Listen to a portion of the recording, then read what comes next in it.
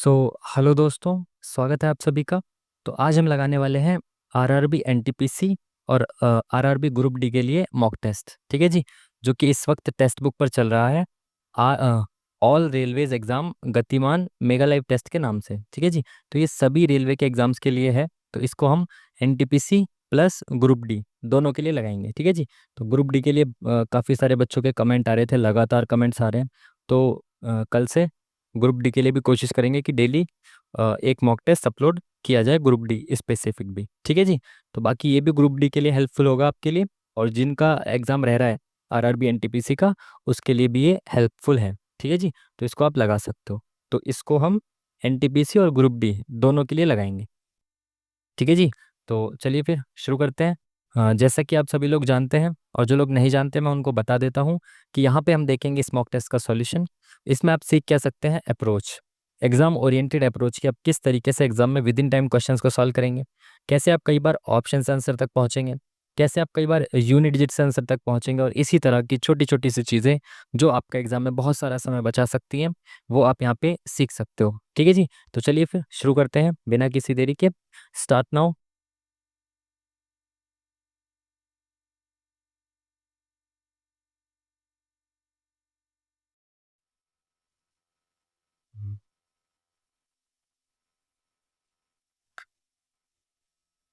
चलिए फाइनली शुरू हो गया।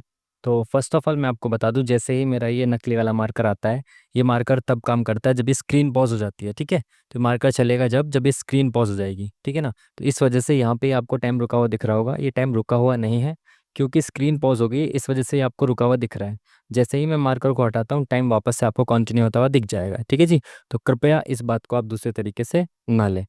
चलिए, तो पहले क्वेश्चन के साथ शुरू करते हैं। अगर आप क्वेश्चन को इंग्लिश में देखना चाहते हैं तो इंग्लिश में वीडियो को पॉज करके देख सकते हैं। हम इसका सॉल्यूशन देखेंगे हिंदी में। ठीक है जी, तो चलिए पहला क्वेश्चन क्या बोल रहे हैं।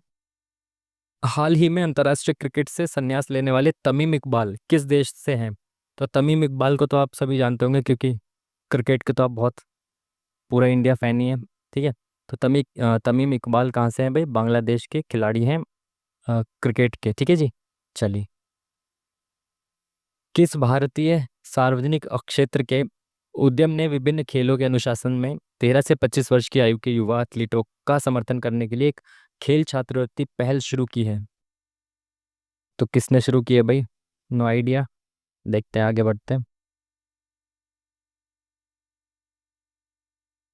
एमएस पावर पॉइंट में होम टैब पर जाने के लिए कीबोर्ड शॉर्टकट क्या है। तो भाई होम पे जाने के लिए ऑल्ट प्लस एच। ठीक है, होम।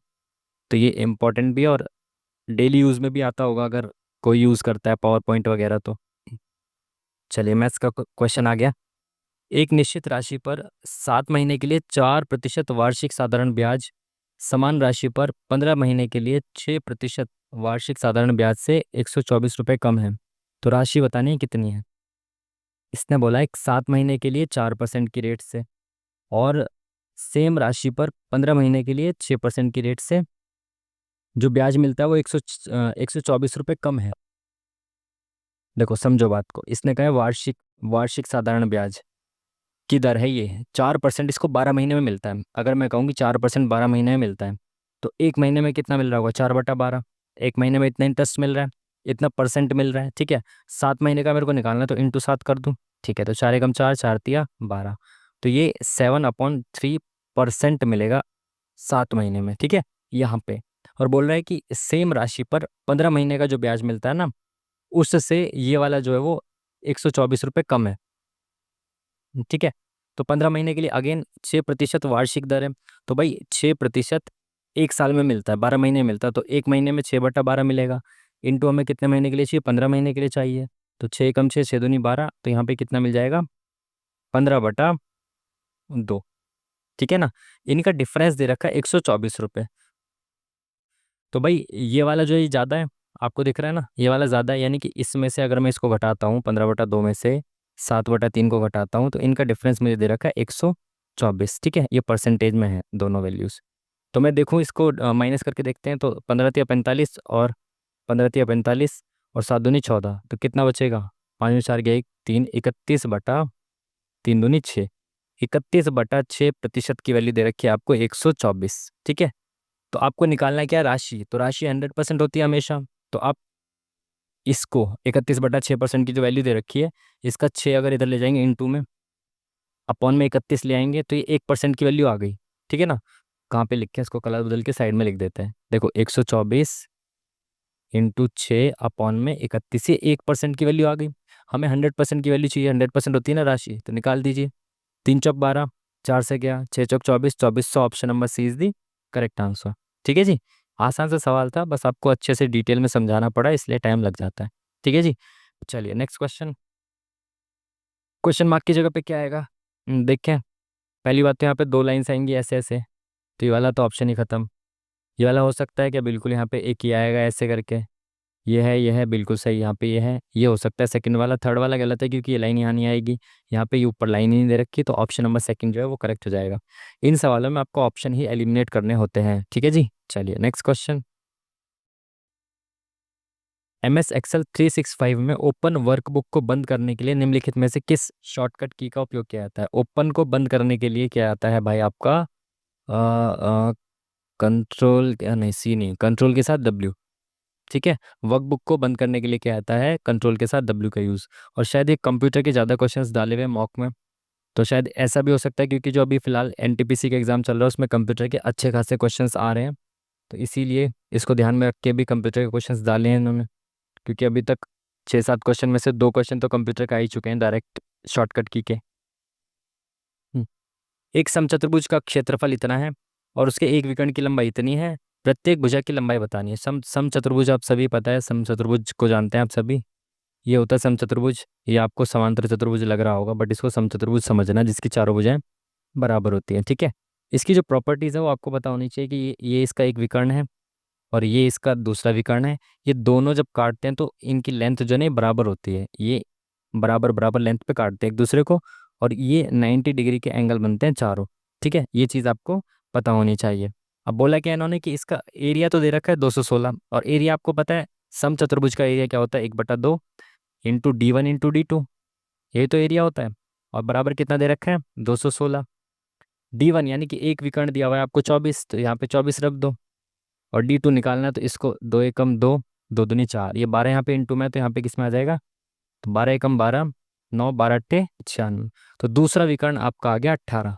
एक 24 था, तो मैं किसी भी एक विकर्ण को यहाँ पे रखता हूँ, 24 ये वाला है, तो यहाँ पे ये 12 और ये 12 हो जाएगा, है ना। बराबर बराबर कटेंगे दोनों जगह। और ये 18 है तो यहाँ पे ये 9 हो जाएगा और ये भी 9 हो जाएगा। ठीक है।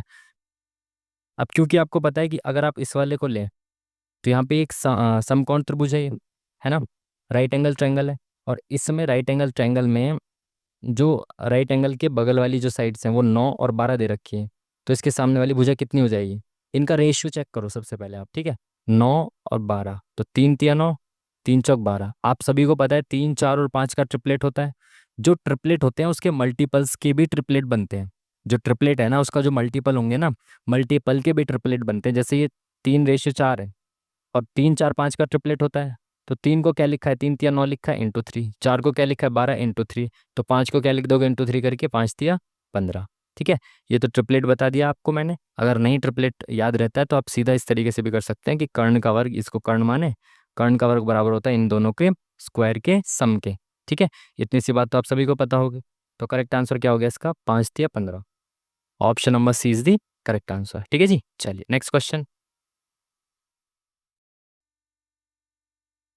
हमें अपनी आहार से अपने आहार से तेल को पूरी तरह से हटा देना चाहिए। अच्छा जी, इसके पीछे तर्क क्या हो सकता है कि हाँ हमें अपने आहार से तेल हटाने से बजट नियंत्रित रहेगा। क्या बात है, सारा बजट तेल में खत्म हो रहा है भाई। नहीं, कुछ प्रकार के तेल हमारे लिए आवश्यक हैं क्योंकि हमारा शरीर उन्हें अपने आप उत्पन्न नहीं कर सकता। बिल्कुल सही, ये सेकंड वाला बिल्कुल सही बात है, फर्स्ट वाला गलत है। ठीक है, तो केवल सेकंड करेक्ट होना चाहिए। किस कंपनी ने सहकारी डेयरी और अन्य उत्पादों को अपने ऑनलाइन बाजार में शामिल करने के लिए सहकारिता मंत्रालय के साथ एक समझौता ज्ञापन पर हस्ताक्षर किए। ये देखो करंट अफेयर का क्वेश्चन है, हम करंट अफेयर का क्वेश्चन स्किप कर देते हैं, बट ये पहले से मॉक में आया हुआ है ऑलरेडी, ये पहले किसी मॉक में आया हुआ क्वेश्चन है। और इसका था अपना ये स्विगी इंस्टामार्ट आंसर। ठीक है, मुझे नहीं पता क्या है क्या नहीं है, बट ये क्वेश्चन सेम पहले मॉक में आया हुआ है, इसलिए इसका आंसर याद है। Next question. अशोक के शासनकाल के प्रमुख घटनाओं में से एक 250 ईसा पूर्व में राजधानी पाटलिपुत्र में डैश बौद्ध संघ परिषद का आयोजन किया गया था। देखो भाई, बौद्ध परिषद सारी इंपॉर्टेंट है, चार की चार जो है ना शुरुआत की, वो तो सबसे इंपॉर्टेंट है। पहली वाली कहाँ पे हुई थी? राजगृह में हुई थी। और किसके शासनकाल में? अजात शत्रु के शासनकाल में हुई थी, ठीक है। दूसरी वाली कहाँ पे हुई थी भाई? ये वैशाली में हुई थी। और किसके शासनकाल में? काला शोक के। काला शोक, काला शोक ऐसे करके याद रखना है, ठीक है।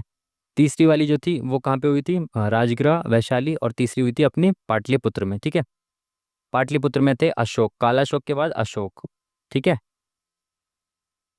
और फोर्थ हुई थी कनिष्क के काल में, कहाँ पे हुई थी? कुंडलवन, कश्मीर, कनिष्क के काल में, ठीक है। ये चारों बौद्ध संगीति से हर एग्जाम में क्वेश्चंस आते हैं, आपको याद रखना है, ठीक है। ये सन ना भी याद हो तो चलेगा, बट ये चारों याद होने चाहिए कि कहाँ पे हुई और किसके शासनकाल में हुई।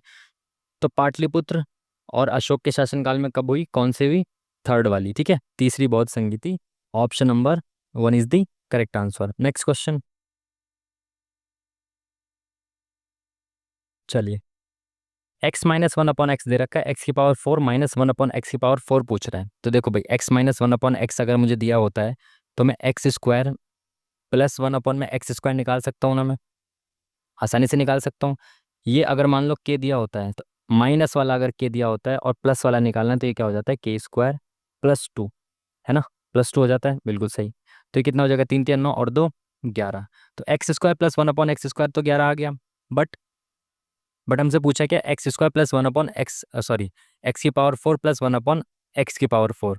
अगर मैं इसको x + 1/x मान लूँ, x² + 1/x² को x + 1/x मान लूँ, तो इसका स्क्वायर जब मैं करूँगा तो x⁴ हो जाएगा ना। समझे बात को? मैंने इसको मान लिया कि भाई ये x + 1/x लिखा है, तो इसका स्क्वायर कितना हो जाएगा? x⁴ हो जाएगा ना, प्लस 1/x⁴। तो अगर x + 1/x बराबर k दिया होता है प्लस में, और वही प्लस में दोबारा से पूछे x² + 1/x², तो ये हो जाता है k² - 2।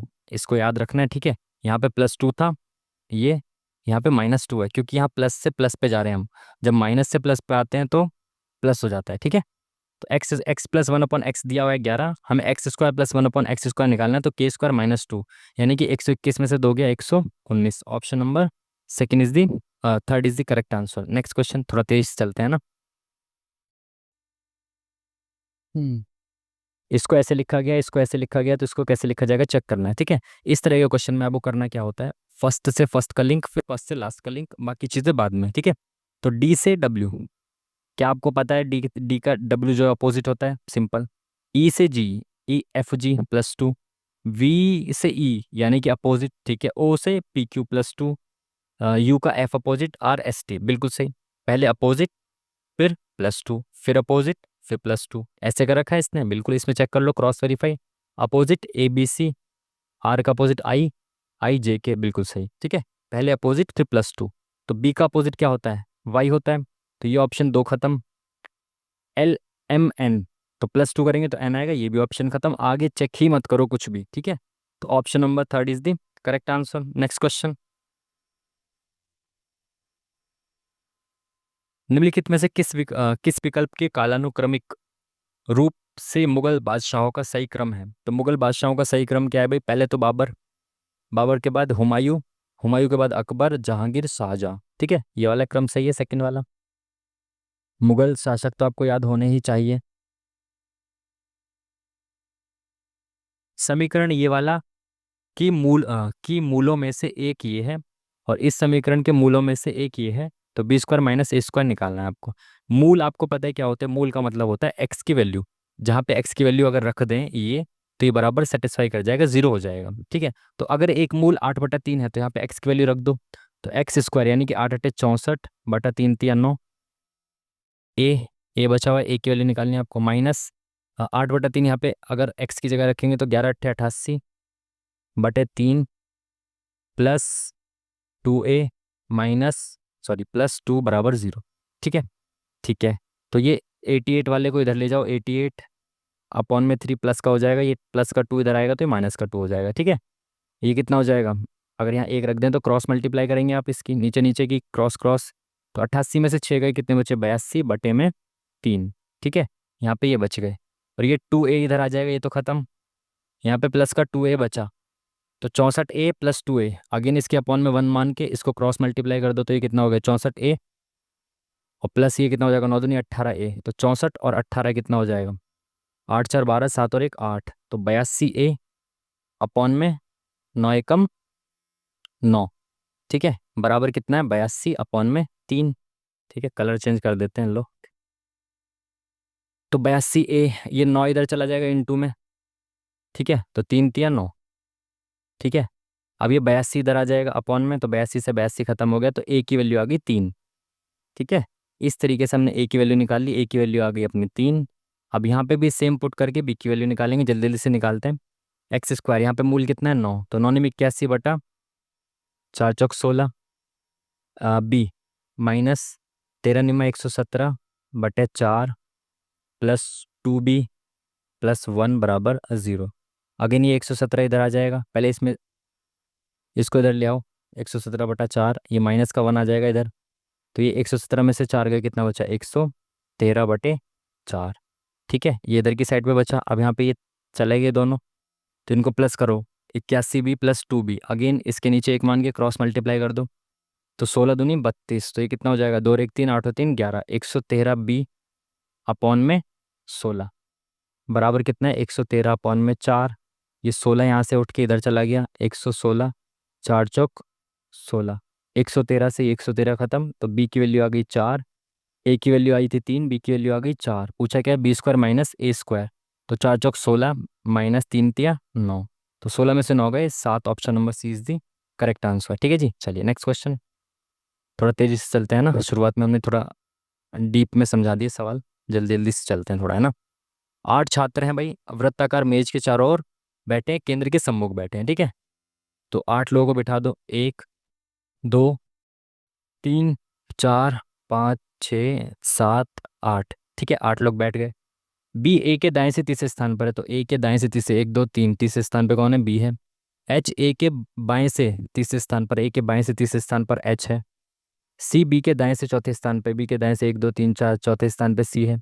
बी जी के बाएं से तीसरे स्थान पर है, बी जो जी के बाएं से तीसरे स्थान पर है, तो जी इसके दाएं से तीसरे स्थान पर होगा 1 2 3, बी जी के बाएं से तीसरे स्थान पर है, गलत कर दिया क्या हमने कुछ, सी बी के दाएं से चौथे स्थान पर 1 2 3, अरे यार ये गलत लिख दिया, सी जो बी के दाएं से चौथे पे 1 2 3 4, सी यहाँ पे आ जाएगा, और जी जो है वो बी के बाएं से चौथे, बी जी के बाएं से तीसरे स्थान पर है, तो बी अगर जी के बाएं से तीसरे स्थान पर है तो जी बी के दाएं से तीसरे स्थान पर होगा। मैंने क्या कहा, बी जी के बाएं से तीसरे स्थान पर है, तो जी जो है वो बी के दाएं से तीसरे स्थान पर होगा, 1 2 3 यहाँ पे। अब यहाँ से क्रॉस चेक कर लो ना, यहाँ से इसके बाएं से तीसरे स्थान पर बी है ना, बिल्कुल है। एफ डी का निकटतम पड़ोसी है, एफ और डी नहीं दिख रहे, आगे देखें, डी सी के दाएं से दूसरे स्थान पर है, सी के दाएं से दूसरे स्थान पर डी है, और एफ और डी एक दूसरे के निकटतम पड़ोसी हैं, ठीक है। पूछा गया इसने एफ के दाएं से दूसरे स्थान पर कौन है, तो यहाँ पे कौन आएगा भाई, जो अभी तक नहीं बैठा, कौन नहीं बैठा, ई बैठ गया क्या, नहीं, तो ई आएगा, option number 1 is the correct answer. ठीक है जी, नेक्स्ट क्वेश्चन, भारत के लिए संविधान सभा का विचार पहली बार निम्नलिखित में से किसके द्वारा दिया गया था, तो पहली बार 1934 में एम एन राय द्वारा दिया गया था, है ना। उसके बाद ये जितना भी ये इनका जो टाइम पीरियड है ना, एक क्या कहते हैं उसको, हायरार्की है, कालानुक्रम है, उसको याद रखना आपको, है ना। 34, फिर 38 40 42, नेहरू जी द्वारा घोषणा, फिर क्रिप्स अगस्त प्रस्ताव, क्रिप्स मिशन, कैबिनेट मिशन, ये सारी चीज़ें आपको याद रखनी है ना, पढ़ते हैं ना आप, तो वो सब चीज़ें हैं। नेक्स्ट क्वेश्चन, दो पाइप क्रमशः इतने इतने घंटे में टंकी को भर सकते हैं, कलर चेंज करते हैं इसका, तो दो पाइप है, एक ए पाइप 12 घंटे में और बी पाइप 15 घंटे में भर सकता है, ठीक है। दोनों पाइप 4 घंटे के लिए खोले जाते हैं, तो पहले इनकी एफिशिएंसी निकाल लेते हैं। ये 12 है, 15 दूनी 30, 15 ते 45, 15 चौका 60 और 12 पंजे 60, ये टोटल वर्क आ गया 60, और ये इनका 1 1 घंटे का काम आ गया, इनकी एफिशिएंसी आ गई, ठीक है। यदि दोनों पाइप 4 घंटे के लिए खोले जाते हैं, फिर पहले पाइप को बंद कर दिया जाता है, तो दोनों पाइप 4 घंटे के लिए खोले गए, तो 5 और 4 9, तो 1 घंटे में 9 काम कर रहे थे, 4 घंटे में इन्होंने कितना किया 36 काम कर दिया, ठीक है। फिर पहले पाइप को बंद कर दिया, तो शेष टंकी को भरने के लिए दूसरे पाइप द्वारा लिया गया समय, तो भाई 60 काम में से 36 हो चुका है, कितना काम बचा है 24 काम बचा है। इसने यही पूछा है कि जो शेष टंकी है उसको भरने में पाइप, दूसरा पाइप जो 4 भर रहा था वो कितना टाइम लगेगा? 1 घंटे में 4 भर रहा है तो 24 6 घंटे में भर देगा। Option number C is the correct answer. Next question.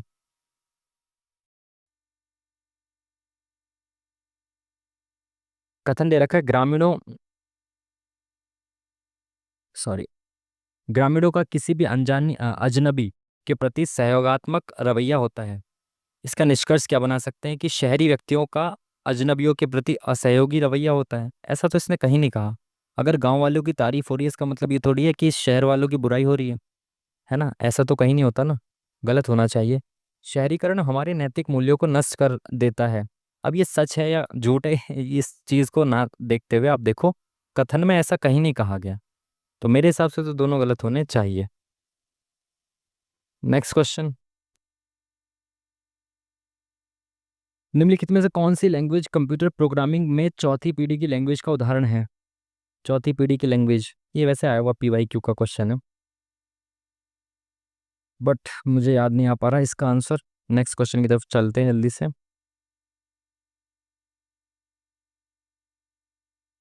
उस लंब वर्तुल बेलन यानी कि लंब वृत्तीय बेलन की बात कर रहा है जिसका वक्र पृष्ठीय क्षेत्रफल इतना है, आयतन इतना है कि त्रिज्या और ऊंचाई के बीच का अंतर बताना है।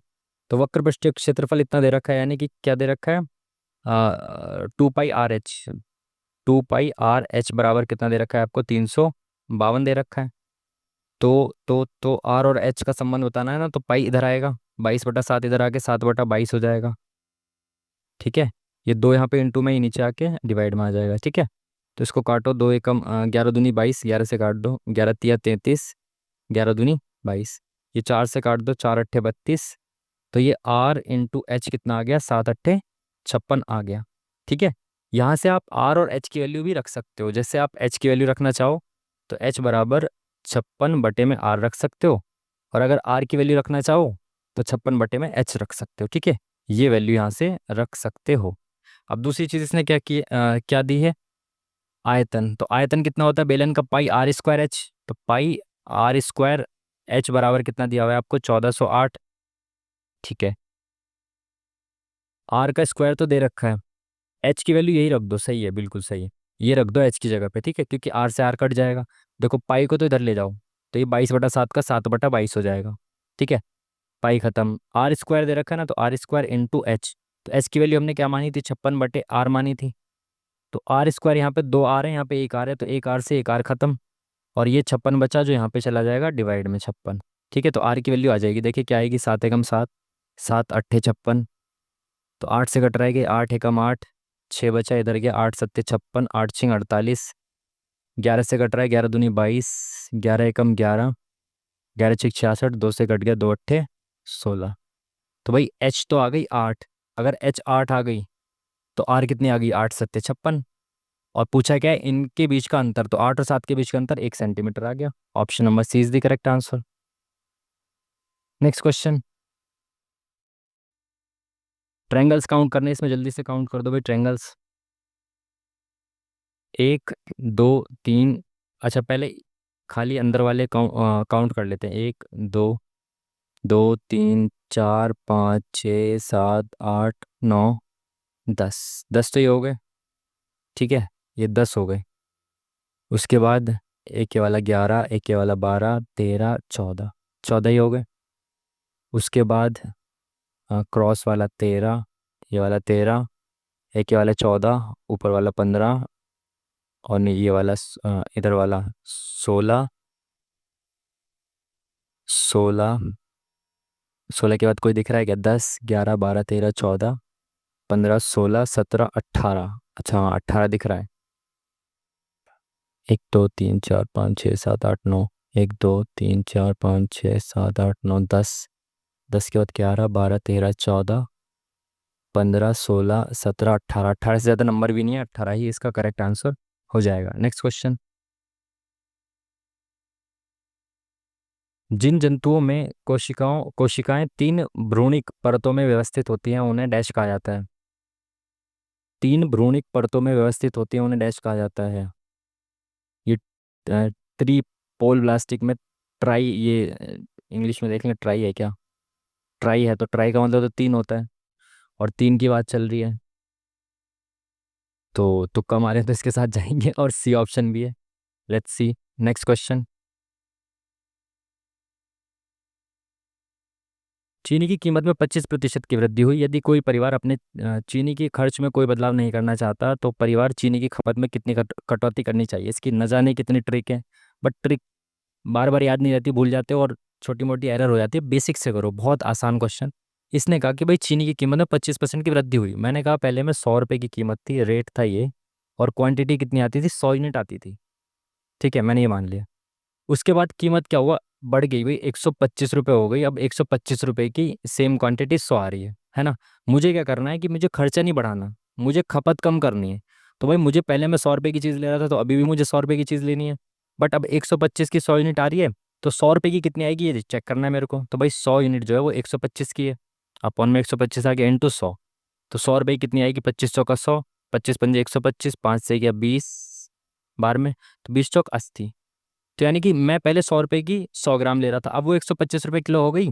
तो वो 125 रुपये की 100 ग्राम आती है, सॉरी। तो अगर 125 की 100 ग्राम आती है, तो अब वो मेरे को 100 रुपये की 80 ग्राम पड़ेगी केवल। तो अब मुझे 100 ग्राम की जगह 80 ग्राम मिल रही है। तो कितनी कटौती करनी पड़ेगी, 100 पे मुझे 20 की करनी पड़ेगी, यानी 20% की कटौती करनी पड़ेगी। इतना ईजी सवाल है।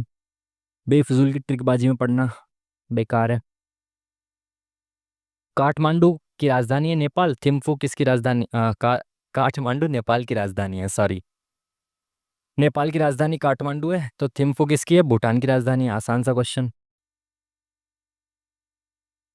भारत छोड़ो आंदोलन के समय वॉइस रॉय कौन था भाई, Lynn Lithgow. Option number C is the correct answer. ये बहुत बेसिक बेसिक से क्वेश्चन है, अगर ये नहीं आपको पता है तो फिर दिक्कत वाली बात है ना। हम्म यहाँ पे क्या दिया हुआ है, ये तो रेलवे के मैं क्या बोलूँ, पेट क्वेश्चंस बन चुके हैं, ऐसे सवाल पूछ ही रहे हैं। ALP RPFSI कांस्टेबल, NTPC में पूछ ही रहा होगा, सब में आए ये वाले सवाल।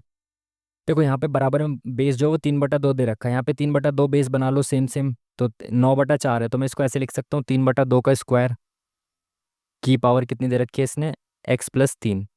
ठीक है, तो इसको ऐसे मल्टीप्लाई करूँगा तो कितना हो जाएगा, 3/2 की पावर 2x+6 हो जाएगा, है ना, मल्टीप्लाई होगी इसमें।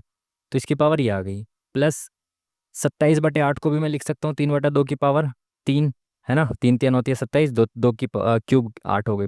और इसकी पावर कितनी है, 6 है। तो इसकी 3/2 की पावर ये कितनी हो जाएगी, 6 × 18 हो जाएगी। बराबर क्या दे रखा है, 3/2 की पावर 5x दे रखी है। अब जब बेस सेम होता है ना, तो पावर, सॉरी ये इंटू है, यहाँ पे इंटू है, ठीक है। तो इंटू में क्या होता है, बेस सेम होता है तो पावर्स जुड़ जाती है। तो यहाँ पे भी ये दे रखा है, तो 3 की पावर कितनी हो जाएगी, जुड़ के कितनी हो जाएगी, कलर चेंज करते हैं। तो ये दोनों पावर्स जुड़ जाएंगी, तो ये हो जाएगा 2x+6+18, जुड़ कर कितनी हो जाएंगी, 5x हो जाएंगी। फिर 2x इधर जाएगा तो 3x बचेगा, ये हो जाएगा 24। तो 3x बराबर 24 हो गया, तो x बराबर कितना हो गया, 24/3, 3 × 8 = 24। तो x की वैल्यू आ गई 8। Option number B is the correct answer. Next question.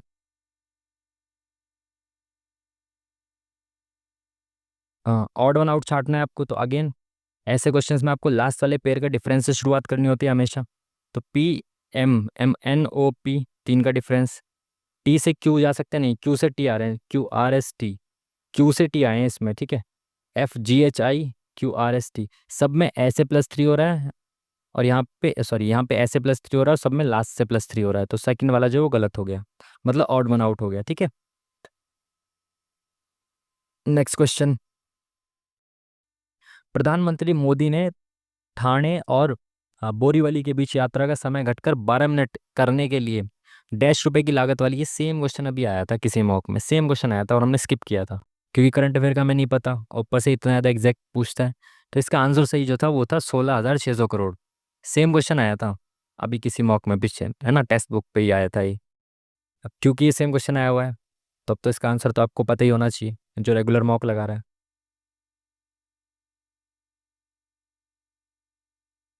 British संसद के सदस्य के रूप में भारत पहला भारतीय किसे चुना गया था, ब्रिटिश संसद के सदस्य के रूप में।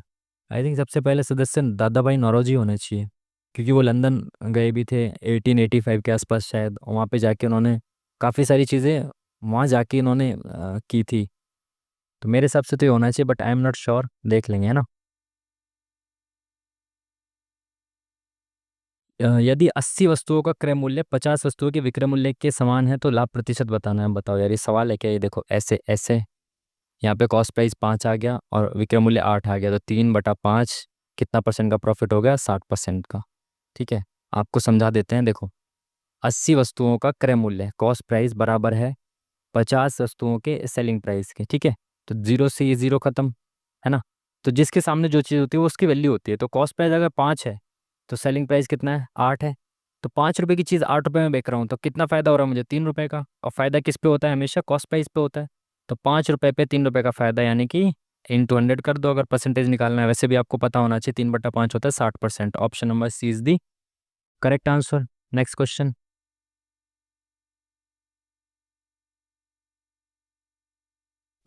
ब्रेड को ऐसे लिखा जा रहा है, आयरनी को ऐसे लिखा जा रहा है, इसको कैसे लिखा जाएगा? चेक करें कैसे लिखा जा रहा है।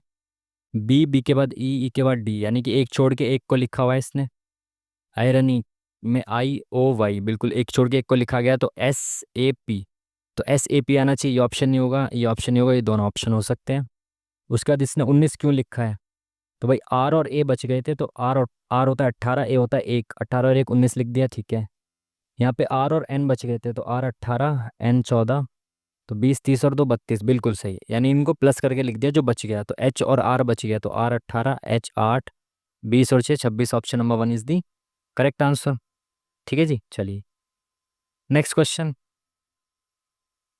पूर्ण स्वराज की घोषणा डैश के भारतीय राष्ट्रीय कांग्रेस सत्र में की गई थी? तो 1929 के लाहौर अधिवेशन में पूर्ण स्वराज की घोषणा की गई थी। और 1930 26 जनवरी 1930 को भी 30 को ही पहला स्वराज दिवस मनाया गया था। इसी वजह से 26 जनवरी 1950 को कॉन्स्टिट्यूशन लागू किया गया था। ठीक है, नेक्स्ट क्वेश्चन में क्या बोला इन्होंने?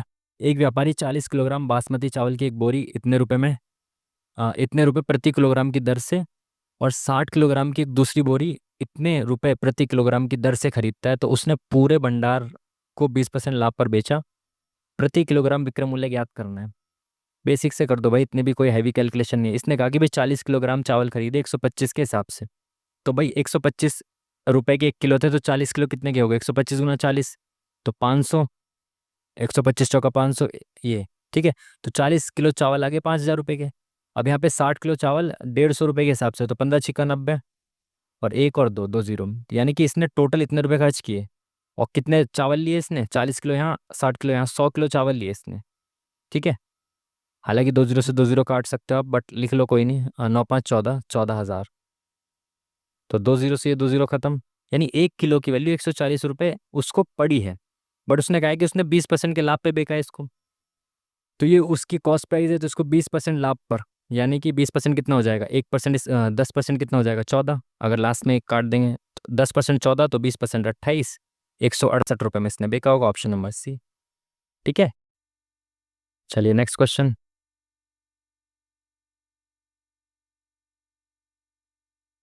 पांच वस्तुएं बल्ला, गेंद, पंखा, मेज और कुर्सी को एक के ऊपर एक रखा गया है। पंखे के 4 स्थान ऊपर बल्ला है, तो 5 वस्तुएं टोटल, तो 1 2 3 4 5। पंखे के 4 स्थान ऊपर बल्ला है, तो भाई पंखा सबसे नीचे होगा, इसके ऊपर 4 1 2 3 4 4 स्थान ऊपर बल्ला है। ठीक है, मेज गेंद और कुर्सी के बीच में है, तो गेंद और कुर्सी, या तो गेंद ऊपर होगी या कुर्सी ऊपर होगी।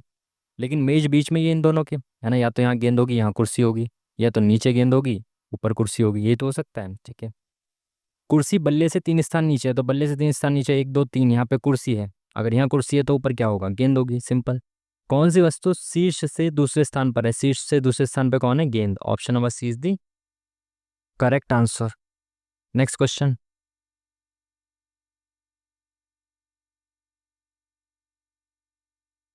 चैन द्वारा एक कार का अन्य कार को खींचना निम्नलिखित में से किस बल का उदाहरण है? चैन का एक कार से दूसरी कार को खींचना। पता नहीं यार, मेरी साइंस बहुत ज़्यादा खराब है, साइंस के क्वेश्चंस में स्किप ही करता हूँ मोस्टली। 5 क्रमिक संख्याओं का औसत इतना है।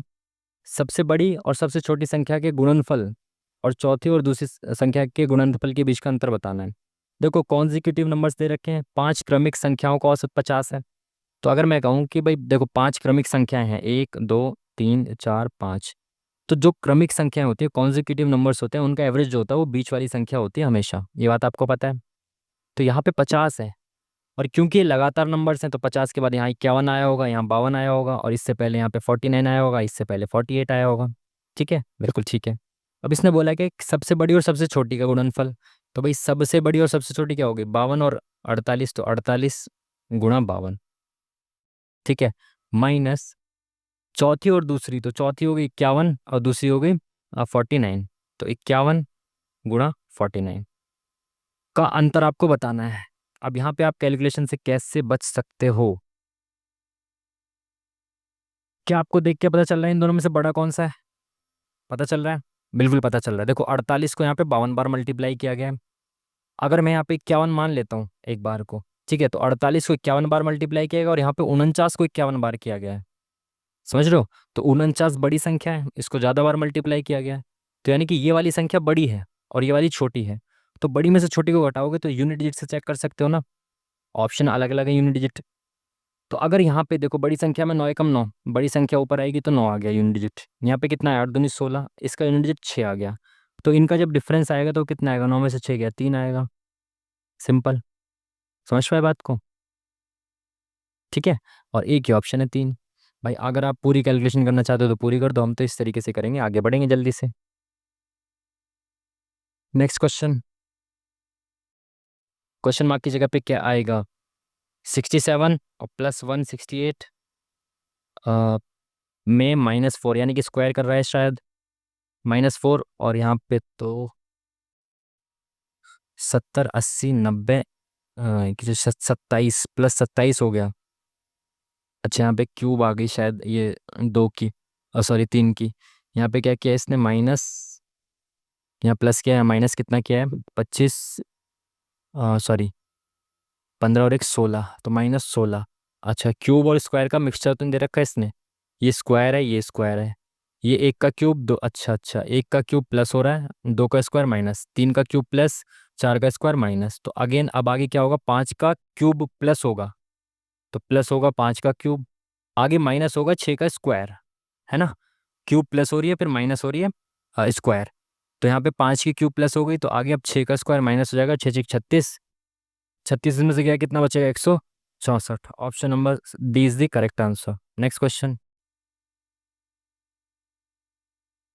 रेल मंत्री बनने वाली पहली महिला कौन थी? रेल मंत्री बनने वाली पहली महिला जी, महिला थी, वो थी ममता बनर्जी जी।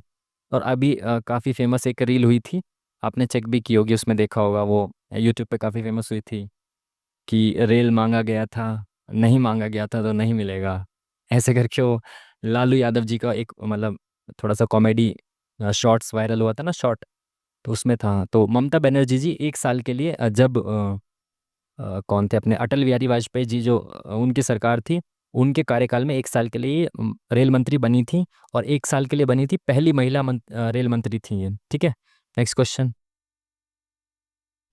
Trigonometry, trigonometry, sine 480। तो भाई पहली बात तो 360 को हटा दो, 360 डिग्री मतलब पूरा चक्र हो गया खत्म, 360 डिग्री मतलब एक हो गया। तो 480 में से 360 घटाएंगे तो कितना बचेगा, 12 चौक 48, साइन 120 डिग्री बचा। ठीक है, प्लस साइन, अब भाई इसमें से तो 36 दूनी 72, क्योंकि 360 डिग्री जो होता है वो पूरा एक सर्कल मान लो, तो वो खत्म हो गया, 360 डिग्री हटा दो, 360 360 के दो पेयर हट जाएंगे, 720 हट जाएगा इसमें से, तो 60 बचेगा, तो साइन 60 बचा। ठीक है, प्लस कॉस 120। ठीक है, इसको आप ऐसे लिख सकते हो, साइन 120 को लिख सकते हो आप साइन 90 प्लस थीटा, तो 90 प्लस 30 लिख सकते हो आप इसको, बिल्कुल सेम इसी इसको इस तरीके से आप लिख सकते हो, कॉस 90 प्लस 30।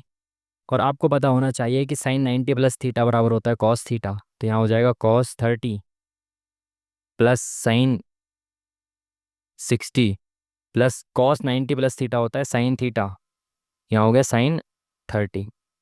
देखिए अब भाई कॉस 30 कितना होता है, कॉस 30 होता है √3/2, तो √3/2 प्लस साइन 60 कितना होता है, अरे यार ये यहाँ पे लिखना पड़ेगा, नीचे लिख लेते हैं ना, कलर चेंज कर लेते हैं अगेन। कॉस 30 होता है √3/2 प्लस साइन 60 कितना होता है, साइन 60 होता है √3/2। ठीक है। प्लस साइन 30 कितना होता है, 1/2। ठीक है।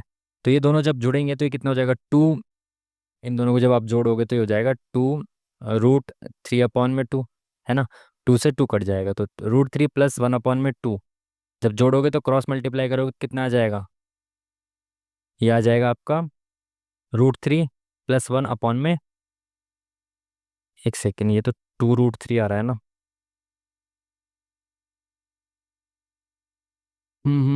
ऐसा क्यों हो रहा है ये, अपॉन में 2√3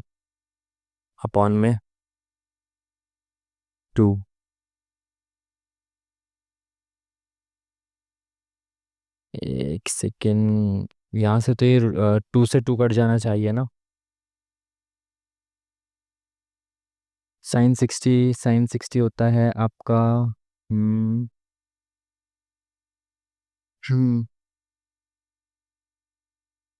√3/2 ही होता है। और cos 30 कितना होता है आपका, √3/2 होता है। तो 2 से 2 कट जाना चाहिए ना। √3 + √3 हो जाएगा 2√3/2। √3 बचा यहाँ पे, तो 2√3 + 1 आना चाहिए। यहाँ पे √3 + 1/2 दे रखा है तो इसको ही लगा देते हैं ना। बाकी ये क्या है, 39। इसको एंड में चेक करेंगे अगर टाइम बचेगा, है ना। 39 याद रखना है इसको। चलिए नेक्स्ट क्वेश्चन। मक्खन, दूध, तो तेल किससे संबंधित है। मक्खन दूध से निकलता है, तेल किससे निकलता है, तेल निकलता है बीज से। Option number second is the correct answer. Next question. निम्नलिखित में से किस पुस्तक के लेखक जवाहरलाल नेहरू थे। Waiting for a visa, autobiography किसकी है, ये अंबेडकर जी की है। A bunch of old letters, ये वाली जो है ये जवाहरलाल नेहरू जी की बुक है। ठीक है। और एक और है वो इस डिस्कवरी ऑफ इंडिया करके ना, जो आपकी 6 क्लास में थी, थी भी उसमें, अब पता नहीं है या नहीं। इसका मान आपको बताना है तो डिवाइड कहाँ पे है, डिवाइड कहाँ पे है, यहाँ पे है डिवाइड, और यहाँ पे है तो पूरा लिख ही लो ना इसको जल्दी से। +115/23। नीचे 2 के बाद पॉइंट है, ऊपर 1 के बाद पॉइंट है, तो ऊपर 1 के बाद पॉइंट बढ़ा दो, 1 0 बढ़ा दो। ठीक है। पॉइंट बराबर हो जाएगा तो कट जाएगा। इंटू में 5, -9 × 5/9। नीचे 2 के बाद पॉइंट है, ऊपर 1 के बाद पॉइंट है, तो 1 0 बढ़ा दो, 2 2 के बाद हो जाएगा, पॉइंट कट जाएगा। ठीक है। 9 से 9 खत्म, 23 पंजे। ठीक है। तो कितना हो गया ये, हम्म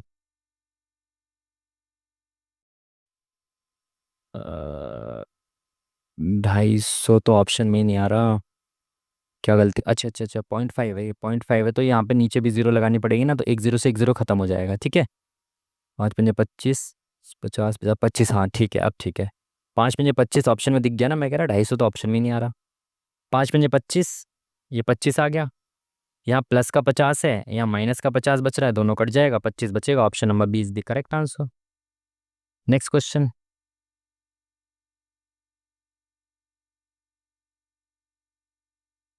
भिन्न यानी कि ऑड वन आउट बताना है। सारे स्क्वायर्स दे रखे हैं, 10 से 3 ज़्यादा का स्क्वायर है, ये 11 से 14 यानी 3 ज़्यादा का स्क्वायर है, 5 और 3 8 3 ज़्यादा का स्क्वायर है, 2 और 3 5 यानी कि ये 4 ज़्यादा का स्क्वायर है।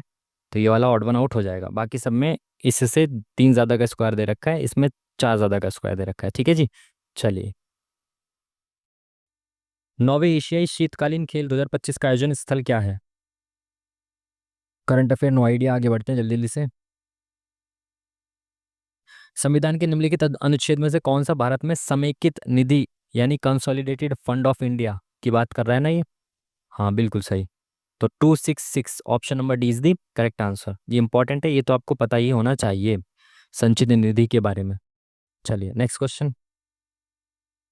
स्थिर जल में एक नाव की चाल इतनी है, यानी कि एक्स ये दे रखा है, स्थिर जल में नाव की चाल। धारा की चाल 4 दे रखी है, वाई ये दे रखा है। नाव द्वारा धारा के अनुकूल 44 किलोमीटर की दूरी तय करने में कितना समय लगेगा। अरे भाई इतना आसान सवाल। तो भाई 44 किलोमीटर का डिस्टेंस ट्रेवल करना है, और धारा के अनुकूल यानी कि x प्लस वाई हो जाएगी इनकी स्पीड। तो 18 और 4 22 की स्पीड से ट्रेवल करेंगे तो 22 दूनी 44, 2 घंटे का समय लगेगा। Option number D is the correct answer. Next question,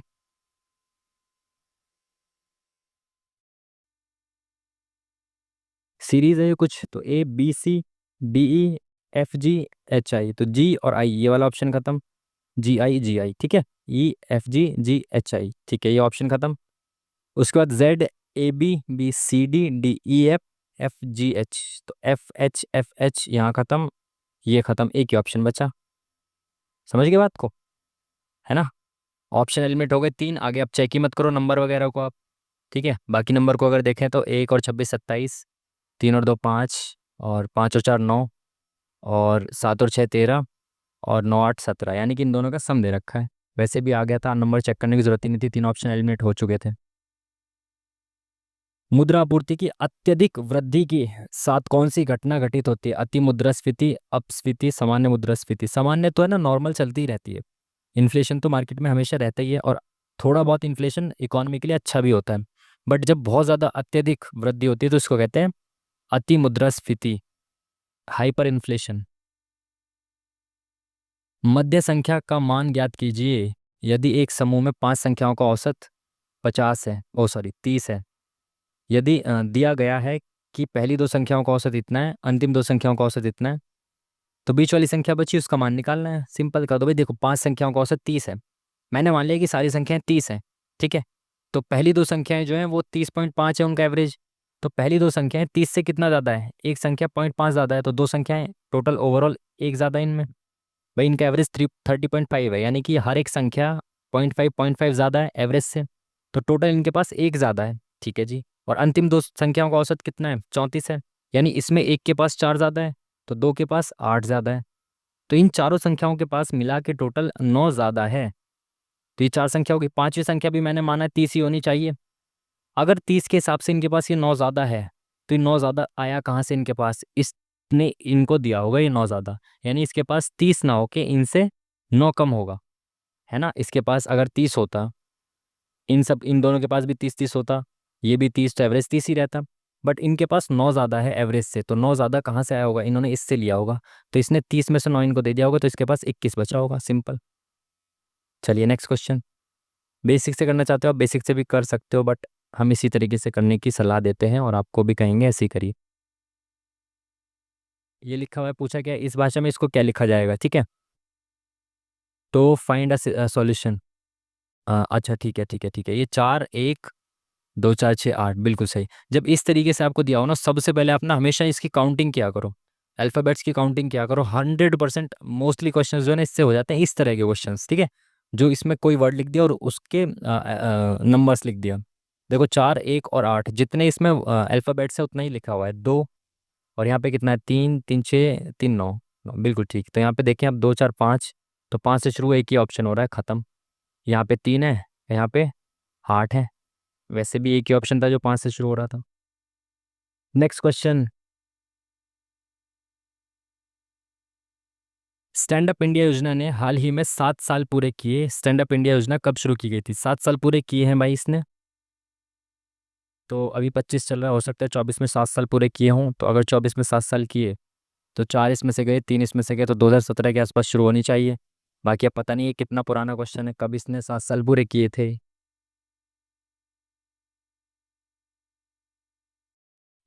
एक ध्वनि का तारत्व उसके डैश पर निर्भर करता है, ये तो मौक में आया हुआ क्वेश्चन है। तारत्व जो होता है वो उसके आवृत्ति पर निर्भर करता है। आई थिंक नहीं, ये 100% आवृत्ति ही होगा इसका।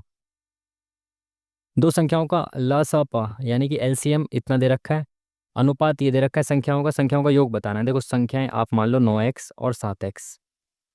जब रेशियो दिया हो संख्याओं का तो आप इस तरीके से संख्या मान लो। अब इनका एलसीएम क्या होगा, देखो इसमें क्या कॉमन, इसमें से देखो 9 ले लिया, इसमें 7 ले लिया, और इन दोनों में कॉमन क्या है, x है तो x ले लिया। तो ये एलसीएम होता है हमेशा, है ना। टोटल दे कितना रखा है एलसीएम, 189 दे रखा है। तो यहाँ पे 9 सत्ते 63 आ जाएगा इसके नीचे, 6 3 18, 3 3 9, तो 3। एक्स की वैल्यू कितनी आ गई, 3 आ गई। पूछा गया इनका जोड़, तो 9 और 7 कितना हो गया, 16x, और एक्स की वैल्यू कितनी हो गई, 3, तो 16 3 48। Option number 1 is the correct answer. Next question,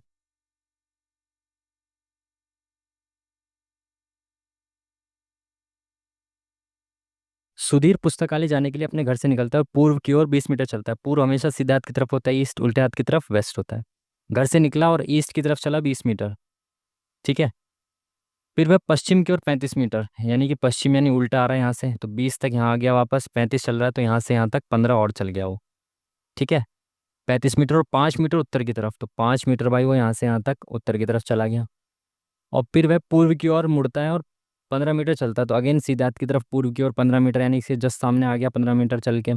उसकी प्रारंभिक और अंतिम स्थिति के बीच की सीधी दूरी, ये कितना डिस्टेंस, ये है यहाँ का 5, तो 5 मीटर दूरी है इनके बीच। नेक्स्ट क्वेश्चन, निम्नलिखित में से किस अनुच्छेदों की श्रेणी भारतीय संविधान के भाग 15 से संबंधित है। भाग 15 बहुत इंपॉर्टेंट है, मोस्ट इंपॉर्टेंट है, ठीक है। तो कुछ पता हो ना पता हो, सारे भागों में से बहुत सारे इंपॉर्टेंट भाग हैं, बट भाग नंबर 15 भी उनमें से एक है, तो आपको पता होना चाहिए।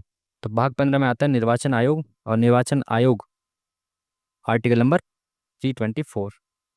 नेक्स्ट क्वेश्चन,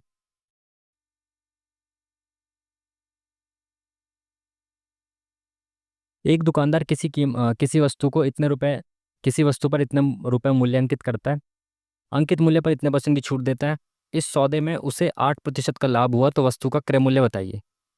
8% का लाभ हुआ, अरे ये सिंपल लिख देते हैं ना भाई, लो। 15,000 रुपये मूल्य अंकित किया उसने, और अंकित मूल्य पर 10% की छूट दी, यानी कि अब इसका जो मूल्य था वो 90% हो गया, यानी कि 9/10 हो गया। 10% की छूट दे दी, ठीक है, तो ये उसका मूल्य आ गया। ये जो सौदा था इसमें 8% का लाभ हुआ, यानी कि जो टोटल ओवरऑल जितना भी था ना ये मूल्य, ये 108% था। तो 108% नीचे लिखा मैंने, तो 1% की वैल्यू आ गई। इंटू 100 करूंगा तो 100% की वैल्यू आ जाएगी, ठीक है। करें इसको, 9 एकम 9, 9 दूनी 18, 10 से 10 खत्म, 12 एकम 12, 3 बचा 12 दूनी 24, 6 बचा 12 पंजे 60, तो 125 के बाद 2 zero, option number D is the hero, ठीक है जी। चलिए नेक्स्ट क्वेश्चन, क्वेश्चन मार्क की जगह पे क्या आएगा ये आपको बताना है। तो भाई +7 +3 80 13 +14 हो गया, और यहाँ पे प्लस 19 20 और 8 28, तो 7, फिर 7 दूनी 14, 14 दूनी 28, अब 28 दूनी 56 प्लस हो रहा है क्या, इधर दे दिया तो 55 बचा, 55 65, बिल्कुल ठीक। तो अब यहाँ पे 56 प्लस हो गया, यानी कि डबल डबल प्लस करता जा रहा है। तो 56 का डबल हो गया 112, तो अब इसमें 112 प्लस हो जाएगा, तो कितना आएगा, 5 और 2 7, 6 1 7 2, 277, ऑप्शन नंबर 20 दी करेक्ट आंसर, ठीक है जी। चलिए नेक्स्ट क्वेश्चन, भारत और स्पेन ने बुनियादी ढांचे, रेलवे, संस्कृति और पर्यटन जैसे प्रमुख क्षेत्रों में समझौतों पर हस्ताक्षर किए। भारत और स्पेन ने किस वर्ष को भारत स्पेन संस्कृति, पर्यटन और एआई का वर्ष घोषित किया है। सवाल पढ़ तो इस तरह से रहा था कि जैसे सारे ही आते हैं, करंट अफेयर का क्वेश्चन, नो आइडिया, आगे बढ़ते हैं। भारतीय संविधान की निम्नलिखित विशेषताओं में से कौन सी आयरलैंड के संविधान से ली गई है। आयरलैंड से हमने लिया है डीपीएसपी, राज्य के नीति निर्देशक तत्व, ठीक है जी। भाग नंबर 4, 36 से 51, ठीक है। चलिए, अजय इतने इतने और इतने की चाल से समान दूरियां तय करता है, कुल 38 मिनट का समय लेता है। तय की गई कुल दूरी किलोमीटर में ज्ञात कीजिए। तो भाई 3 अलग अलग स्पीड से वो समान दूरियां तय करता है। तो अगर मैं ऑप्शंस में से देखूं तो 3 का मल्टीपल मान लेता हूँ आंसर, ठीक है।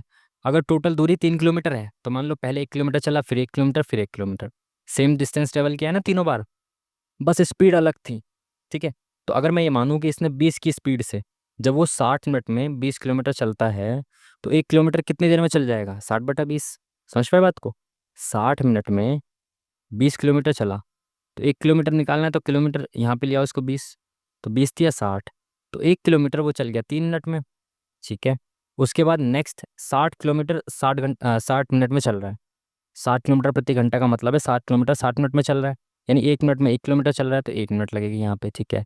यहाँ पे 4 किलोमीटर 60 मिनट में चल रहा है, तो 4 किलोमीटर 60 मिनट में चल रहा है, तो 1 किलोमीटर कितने में चलेगा, 4 नीचे आ जाएगा इसके, 15 में चलेगा ये। तो अगर डिस्टेंस 3 किलोमीटर होता तो उसको टाइम कितना लगता, 15 और 4 19, बट टाइम तो उसको 38 लग रहा है, यानी कि जो हमने माना है उससे डबल है टाइम, तो डिस्टेंस भी उससे डबल होगा, यानी कि 3 दूनी 6 होगा, option number C is the correct answer. Next question,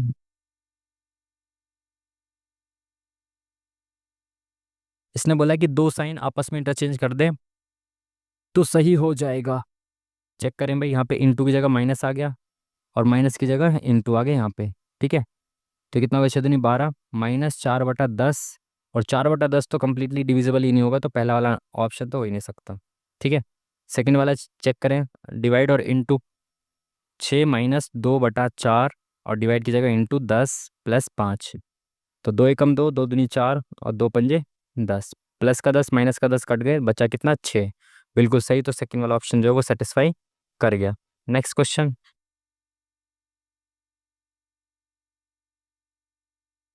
Bharat की न्यायिक व्यवस्था में राज्यों के उच्च न्यायालय प्रत्यक्ष रूप से किसके क्षेत्राधिकार में आते हैं?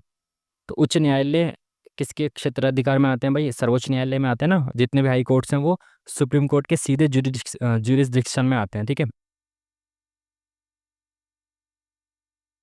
चलिए, ए एक कार्य को 20 दिनों में पूरा कर सकता है भाई, ए जो है वो 20 दिनों में पूरा कर सकता है, बी 30 दिनों में कर सकता है, वे 10 दिन तक एक साथ काम करते हैं, और शेष कार्य सी 5 दिनों में करता है। संपूर्ण कार्य के लिए इतना पैसा मिला है, तो भाई इनकी एफिशिएंसी निकाल लो। 30 दूनी 60, 20 तिया 60।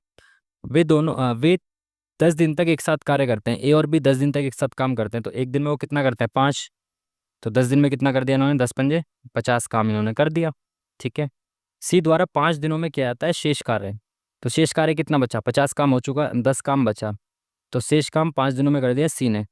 ठीक है, उन्हें संपूर्ण कार्य के लिए 560 रुपये मिले, तो ए को कितनी राशि मिलेगी, जितना इतना काम मिलेंगे उतना उतना पैसा मिलेगा, जितना इतना काम करेंगे उतना पैसा मिलेगा। सी ने तो भाई 10 काम किया है, और ए और बी ने दोनों ने 10 दिन तक काम किया था, तो ए एक दिन में 3 काम कर सकता था, तो इसने ए ने 3 धाम 30 काम करा, और बी एक दिन में 2 काम कर सकता, तो इसने बी ने 2 धाम 20 काम किया। ठीक है, तो इसी रेशियो में, जिस रेशियो में इन्होंने काम किया उस रेशियो में इनको पैसा मिलेगा, तो 0 से 0 खत्म कर दो, तो 3 2 1 इस रेशियो में पैसा मिलेगा। अगर ए को 3 मिलेगा, बी को 2 मिलेगा, सी को 1 मिलेगा, कुल पैसा कितना मिल गया 6। बट एक्चुअली में तो पैसा कितना मिल रहा है 560, यानी 6 की वैल्यू 560 दे रखी है, निकालनी किसकी वैल्यू है, 3 की वैल्यू निकालनी है, तो इंटू 3 कर दो, 3 दूनी 6, 2 दूनी 4, 2 अट्ठे 16, 280, ऑप्शन नंबर 20 दी करेक्ट आंसर।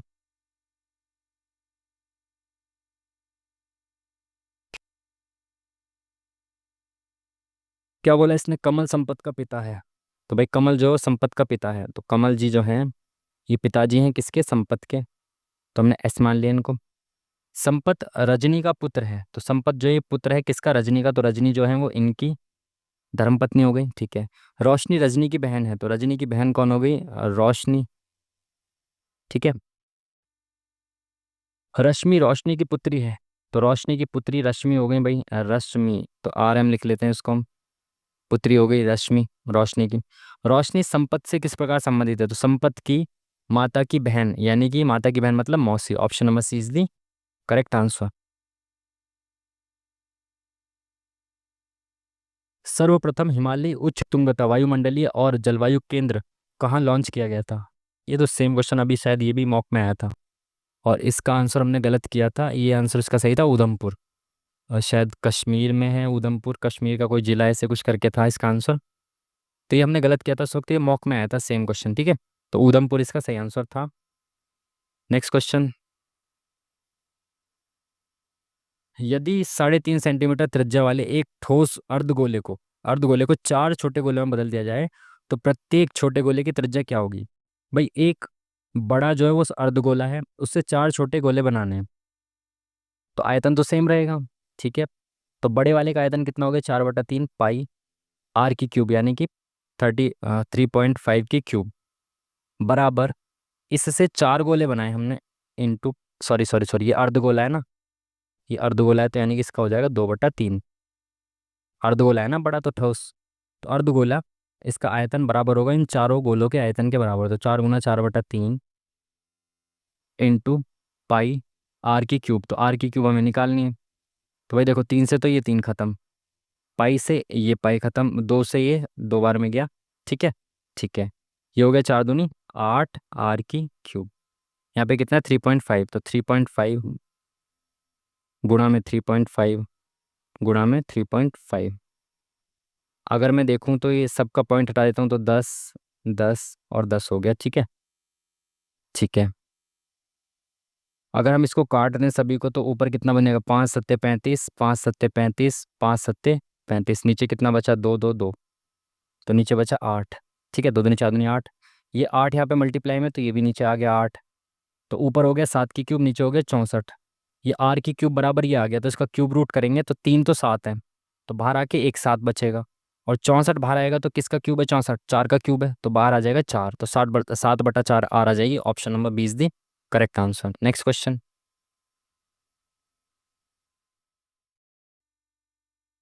रेन को ऐसे लिखा जा रहा है, गुड को ऐसे लिखा जा रहा है।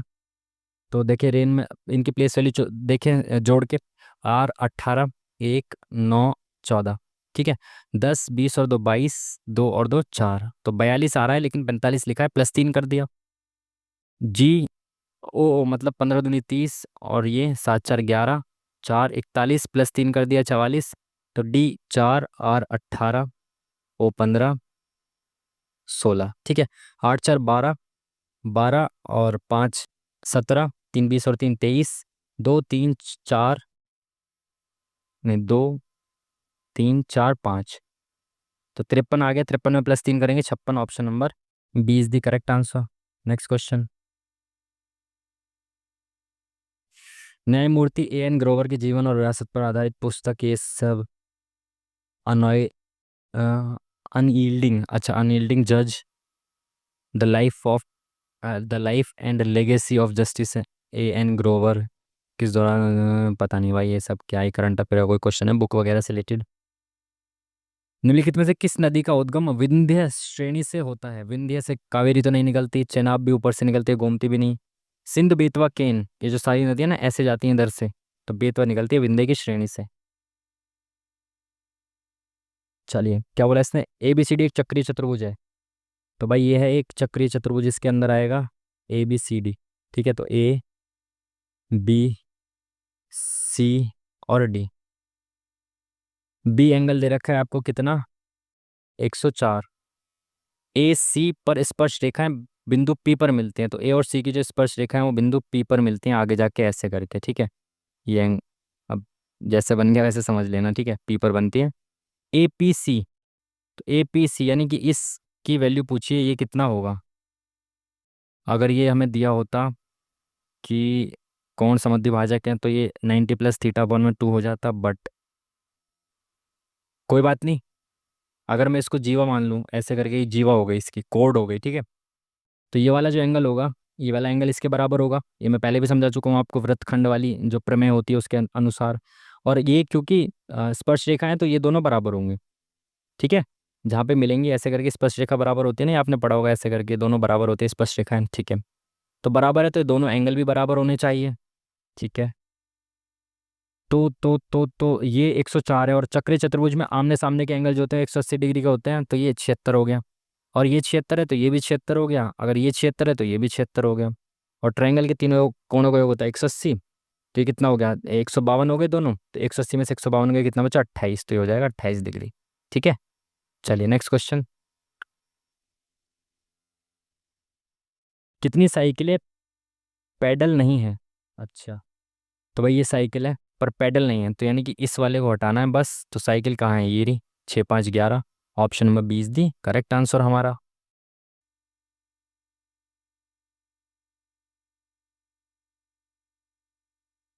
उदयगिरी और खंडगिरी की प्रसिद्ध गुफाएं उड़ीसा में स्थित हैं।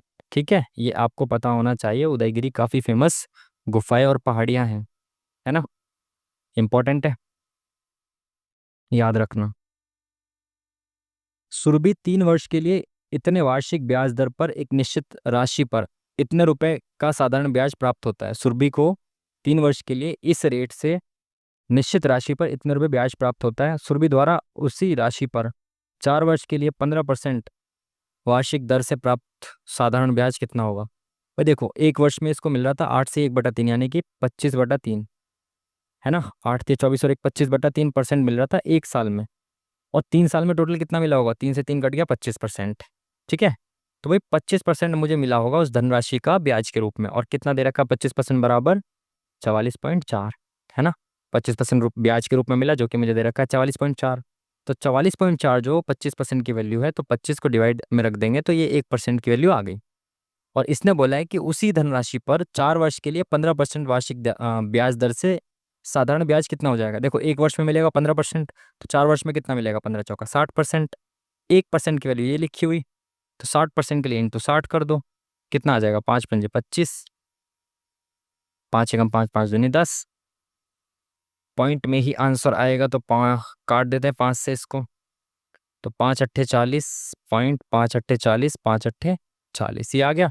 अब इसकी मल्टीप्लाई करेंगे तो 12×8 = 96, तो एंड में 6 आएगा और पॉइंट के बाद आएगा, तो ये तो हो नहीं सकता, तो एक ही ऑप्शन है जिसमें एंड में 6 आएगा। बाकी आप पूरा कर भी सकते हो, 12×8 = 96, 96 और 9 105, 12×8 = 96 और 10 106, 106.56। बाकी इन डिजिट से भी आप इसको कर सकते थे। Next question.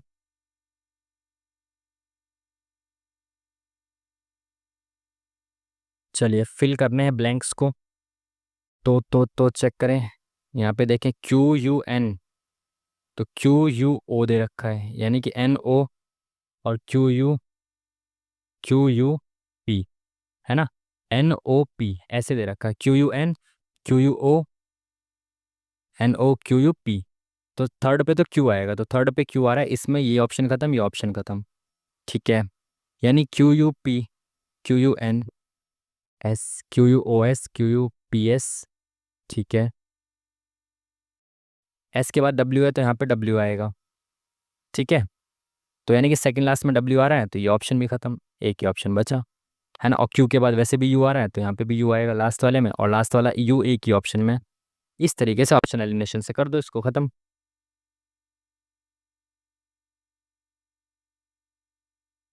अडानी पोर्ट्स 30 वर्ष के रियायत समझौते के अंतर्गत किस देश के बंदरगाह का संचालन करेगा।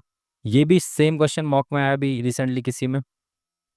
अडानी पोर्ट 30 वर्ष के लिए किसका था ये, तंजानिया का था आई थिंक। ये सेम क्वेश्चन मॉक में आया था अभी रिसेंटली।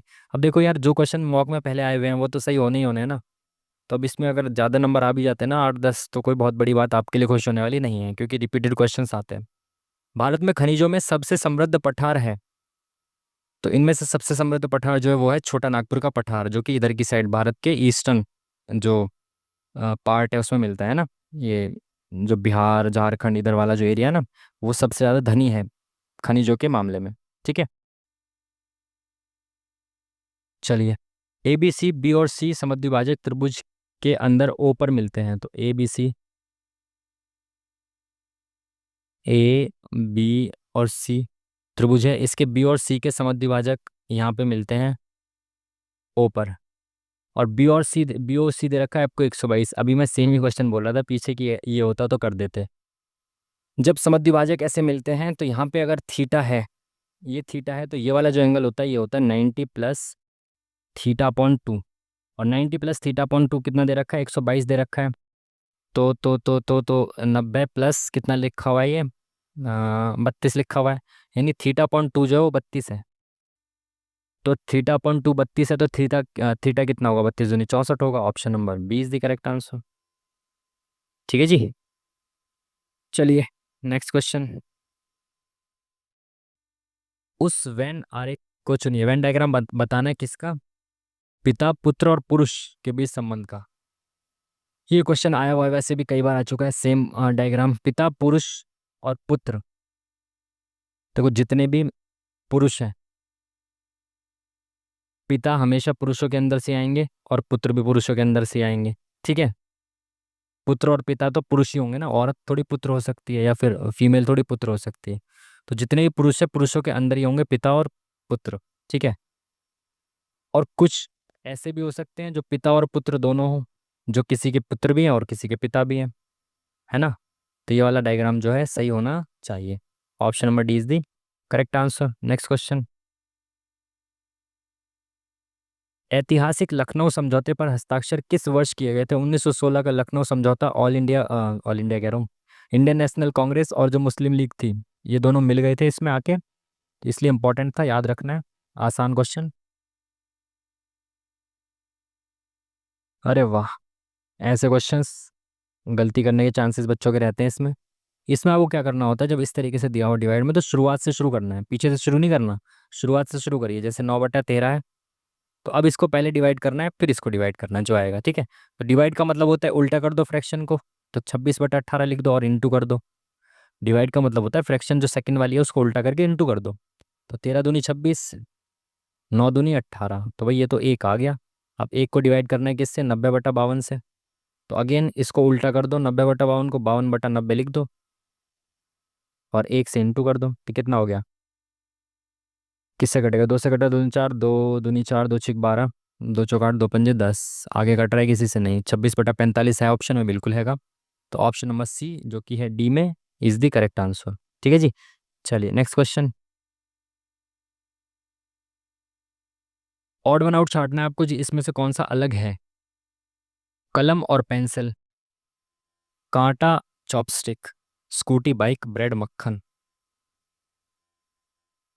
एक जैसे दिख रहे हैं कलम और पेंसिल, कांटा और चॉपस्टिक भी एक जैसे दिखते हैं, स्कूटी बाइक भी एक जैसे दिखते हैं, ब्रेड और मक्खन एक जैसे नहीं दिखते।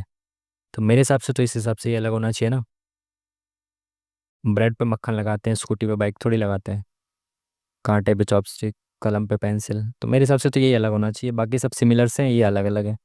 ऑप्शन नंबर डी होना चाहिए आई थिंक। उस भारतीय संविधान के किस अनुच्छेद के तहत उपराष्ट्रपति का चुनाव होता है। उपराष्ट्रपति की ट्रिक आपको पता होगी, सभी ने देखा होगा, यूट्यूब पे बहुत ज़्यादा शॉर्ट्स वायरल भी होते हैं।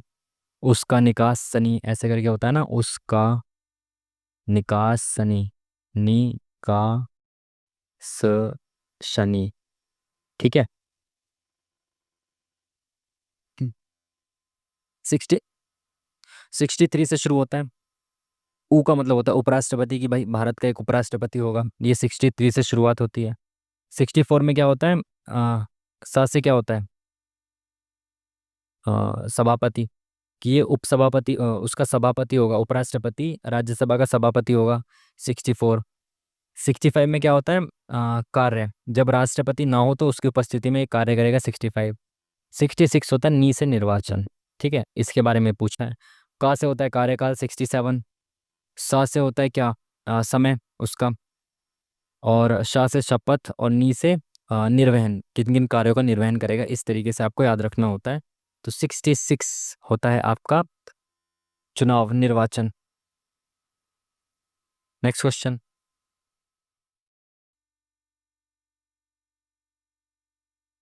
एक कार का चालक जो 75 किलोमीटर प्रति घंटा की गति से यात्रा कर रहा है, उसी दिशा में यात्रा करते हुए अपने से 80 मीटर आगे एक बस को पाता है। 15 सेकंड के बाद वह पाता है कि बस कार से 40 मीटर पीछे है। बस की गति बतानी है, ऐसे क्वेश्चंस आते हैं। कार चालक 75 की स्पीड से यात्रा कर रहा है उसी दिशा में, यानी कि सेम डायरेक्शन में। भाई ये कार चालक है, यहाँ सेम डायरेक्शन में एक कोई बस चल रही है। ठीक है, ऐसे बस चल रही है, लेकिन बस जो है इससे कितनी आगे है, 80 मीटर आगे है कार से। ठीक है, लेकिन 15 सेकंड बाद क्या करती है कार जो है, 15 सेकंड बाद कार जो है वो बस से 40 मीटर आगे चली जाती है। कार ने बस को ओवरटेक कर दिया, 40 मीटर आगे आ गई 15 सेकंड के बाद। ठीक है। ठीक है, यानी कि ये दोनों जब चल रहे थे, सेम डायरेक्शन में चल रहे थे, तो रिलेटिव स्पीड आ जाएगी। और आपको पता है कि स्पीड बराबर डिस्टेंस बराबर क्या होता है, पहले तो डिस्टेंस दिया हुआ ना, हाँ भाई ये रिलेटिव स्पीड से 120 मीटर, 120 मीटर डिस्टेंस इन्होंने कवर किया।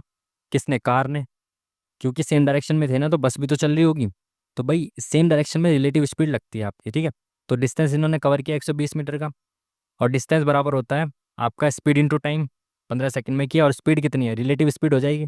तो बस की स्पीड आप एक्स मान लो, और कार की कितनी है, 75 किलोमीटर प्रति घंटा है, और टाइम दे रखा है सेकंड में, और डिस्टेंस दे रखा है मीटर में। तो भाई इसको आप डिस्टेंस को बदल लो मीटर प्रति सेकंड में। तो भाई अगर मैं रिलेटिव स्पीड निकालता हूँ, कार की स्पीड कितनी है 75, और बस की स्पीड कितनी है एक्स, तो इनकी रिलेटिव स्पीड कितनी हो जाएगी, 75 - एक्स, क्योंकि बस धीरे चल रही होगी जभी तो, कार तेज चल रही है जभी तो आगे चलेगी ना बस से, तो ये होगी इनकी रिलेटिव स्पीड। अब इसको मीटर प्रति सेकंड में बदलेंगे तो 5/18 से मल्टीप्लाई कर देंगे, ये हो गया इनका क्या, स्पीड। और इनटू टाइम कितना है, 15। स्पीड इनटू टाइम होता है ना डिस्टेंस। ठीक है, अब इसको काटो, 3 × 5 = 15, 3 × 6 = 18। तो ऐसे करें इसको इधर, अब ये नीचे बचा 6, ऊपर बचा 25। तो कलर चेंज करते हैं, देखो ये नीचे का जो 6 है ये इधर जाएगा, इंटू में हो जाएगा 6। तो ये इंटू में हो गया 6, 120 इंटू 6। ठीक है, और 5 × 5 = 25, ये 25 आ गया नीचे। बराबर हो गया आपका 75 माइनस एक्स। तो इस एक्स को इधर ले आओ और इसको इधर ले जाओगे तो 75 में से माइनस करना पड़ेगा। ये पहले 5 से काट दो, 5 एकम 5 और 10, 5 चौक 20, तो 6 चौक 24, 12 और 2 16, तो 164/5 किस में से माइनस करना पड़ेगा आपको? 75 में से माइनस करना पड़ेगा, इधर जाएगा तो ठीक है। ये एक्स की वैल्यू आ जाएगी अपॉन में एक रख दो तो इसको मल्टीप्लाई करो तो कितना आ जाएगा? 5 पंजे 25, ऊपर लिख रहा हूँ ठीक है। 36 37, इसमें से 164 गया, कितना बचा? एक, एक दो, ठीक है। तो 211/5, तो 5 चौक 20, 5 दूनी 10, 5 5 दूनी 10 है ना। 5 चौक 20, 5 दूनी 10 पॉइंट, 5 दूनी 10, 42.2 तो यहाँ पे है ही नहीं। क्या गलती कर दी मैंने? 75 माइनस एक्स, 5/18, 3 पंजे 15, 3 छः 18, 120, हाँ 6 इधर गया मल्टीप्लाई में, 5 पंजे 25 नहीं, 5 पंजे 25, 5 दूनी 10, 5 चौक 20, 6 चौक 24, ये कितना आ गया? 6 चौक 24, 2, अरे यार ये 144 आएगा। 6 चौक 24, 2 6 दिन 12 13 14, ये 144 आएगा ठीक है। यहाँ पे 4 आएगा, तो 5 4 गया 1, बाकी सब तो सही है ना। ठीक है, तो 7 4 गया 4 3 7, 231 आएगा यहाँ पे। 5 चौक 20, 5 छिंग 30, 5 दूनी 10, तो यहाँ 46.2 आ गया। अगर ये गलत आ रहा हो तो थोड़ा सा कैलकुलेशन में मिस्टेक होगी होगी, देख लेंगे, मतलब देख लेना अगर हो गई हो तो। वैसे तो सब सही है, कैलकुलेशन वगैरह आप चेक कर लिया। टाइम हो रहा है, 30 से आगे बढ़ते हैं ठीक है। रीच को ऐसे लिखा जाएगा, सन को ऐसे लिखा जाएगा, तो इसको ऐसे क्या लिखा जाएगा देखें। आर को क्या, एक सेकेंड, आर को कैसे लिखा जा रहा है? 8, तो आर कितना होता है? 18, तो 18 को 8 नहीं लिख सकते। ई को क्या है? 5 लिखा है, ए को 1 लिखा है, सी को 3 लिखा है, एच को 9 लिखा है। बीच वाला सेम है, बाकी सबको चेंज किया है। तो यू को इसने क्या लिखा है? 6 तो नहीं लिखा यू को। अपोजिट है क्या? अपोजिट भी नहीं है। एस टी 19 को तो यहाँ पे कुछ लिखा ही नहीं है इसने। तो जब फर्स्ट से फर्स्ट और फर्स्ट से लास्ट का कनेक्शन आपको ना दिखे तो रैंडम चेक करना है आपको ठीक है। सर्च को रैंडम चेक करिए, देखो यहाँ पे एस को क्या लिखा है? 2 लिखा है। यहाँ पे ऐसा क्या नहीं, तो एस की वैल्यू 2 होगी, बिल्कुल सही। तो ई की वैल्यू क्या होगी? ई कहाँ पे है? यहाँ पे। तो ई को लिखा है 5, तो 5 आना चाहिए 2 के बाद, ठीक है। ए को क्या लिखा है? ए को लिखा है इसने 3 पे क्या है? 1, 2 के बाद 5, 5 के बाद 1, ये खत्म ये खत्म, एक ही ऑप्शन बचा बस ठीक है। आर को क्या लिखा है इन्होंने? 8 लिखा है, बिल्कुल ठीक। तो फर्स्ट वाला जो ऑप्शन है वो करेक्ट हो जाएगा। Next question.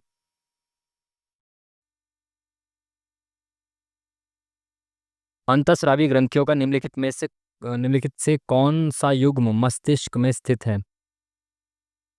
है भाई, मुझे कोई आइडिया नहीं है इसका, आगे बढ़ते हैं जल्दी से। ये मस्तिष्क वगैरह साइंस वगैरह क्या है यार ये?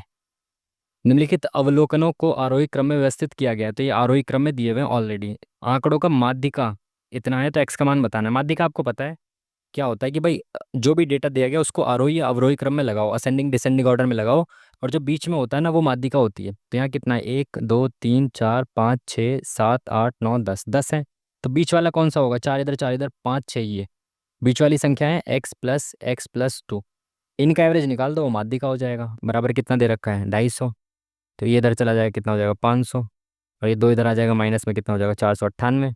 तो 2x बराबर 498, तो 1x कितना होगा? 2 दूनी 4, 2 चौक 8, 2 नी 18, 4 9 आप 249। Option number 3 is the correct answer. Next question की तरफ चलते हैं जल्दी से। 7 8 15 18, ठीक है।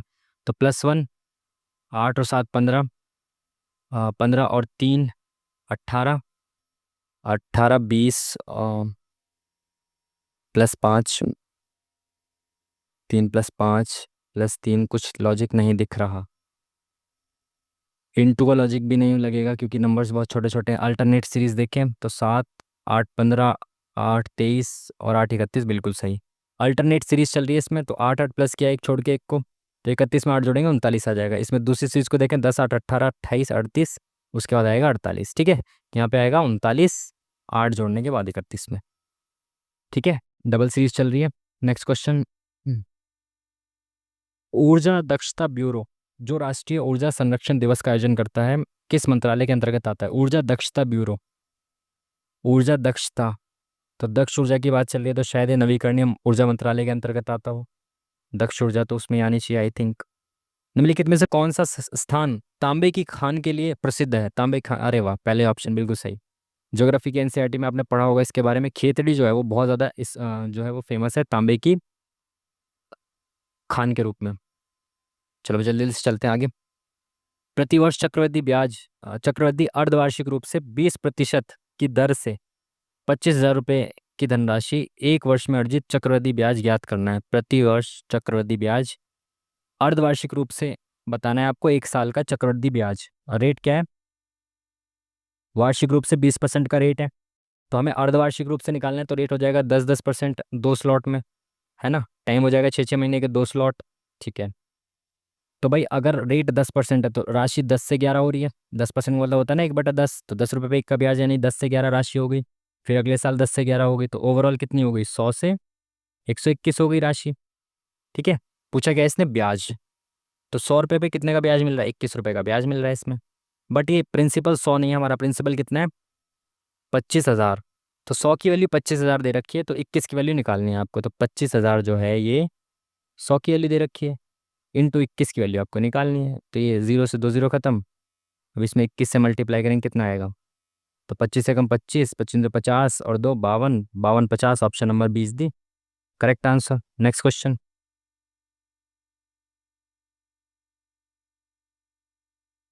आकृति का ध्यानपूर्वक अध्ययन कीजिए और दिए गए प्रश्नों का उत्तर दीजिए।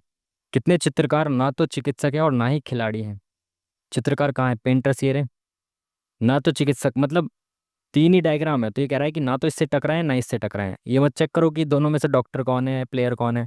वो सीधी बात ये कह रहा है भाई चित्रकार होना चाहिए, ना तो चिकित्सक ना खिलाड़ी, यानी कि इन दोनों डायग्राम में जो है वो आना नहीं चाहिए। तो अलग कौन आ रहा है? केवल नो आ रहा है अलग इनसे, सिंपल। Next question. धार्मिक संस्थाओं से राज्य को अलग करने की वकालत करने वाले व्यक्ति को डैश कहा जाता है। धार्मिक संस्थाओं से राज्य को अलग करना मतलब धर्मनिरपेक्षतावादी जो है उसको तो कहते हैं। धार्मिक संस्थाएं जो हैं वो राज्य से अलग रहें, इसी को तो धर्मनिरपेक्षता कहते हैं। नेक्स्ट क्वेश्चन देखें। 9 पुरुष 12 महिलाएं कार्य को 4 दिन में करती हैं। वही पुराने सवाल, 9 पुरुष प्लस 12 महिलाएं एक कार्य को 4 दिनों में पूरा करती हैं। सेम वही कार्य 3 पुरुष प्लस 6 महिलाएं कितने दिन में करती हैं? 10 दिन में करती हैं। तो 15 महिलाएं कितने दिन में काम को करेंगे? देखें भाई, तो इसको काट दे, 2 दूनी 4, 2 पंजे 10, 9 दूनी 18 पी प्लस 12 दूनी 24 एम बराबर है आपका 3 पंजे 15 पी प्लस 6 पंजे 30 एम, ठीक है। तो पी इधर आ जाएगा, तो यहाँ पे बचेगा 3 पी बराबर, ये इधर चला जाएगा, तो यहाँ कितना बचेगा? 6 एम। तो ये कट गया, 3 दूनी 6, 3 एकम 3। तो पी की एफिशिएंसी आ गई भाई आपकी 2 और एम की एफिशिएंसी आ गई 1। तो टोटल वर्क निकाल लेते हैं। पी की जगह 2 रख दो आप और एम की जगह 1 रख दो, तो ये कितना हो गया? 18 और 12, 12 एकम 12, 18 और 12 हो गया 20, 30 और 30 की गुणा किससे करेंगे? 4 से। टोटल वर्क आ जाएगा हमारे पास 4 × 3 = 12, 120। तो टोटल वर्क अगर 120 है तो 15 महिलाएं कितने दिन में पूरा कर देंगे? तो 15 महिलाएं, सेकेंड यार कहाँ गया मार्कर? महिला की एफिशिएंसी कितनी? 1 सेकंड, हमारा मार्कर गायब हो गया, क्या हो गया इसमें?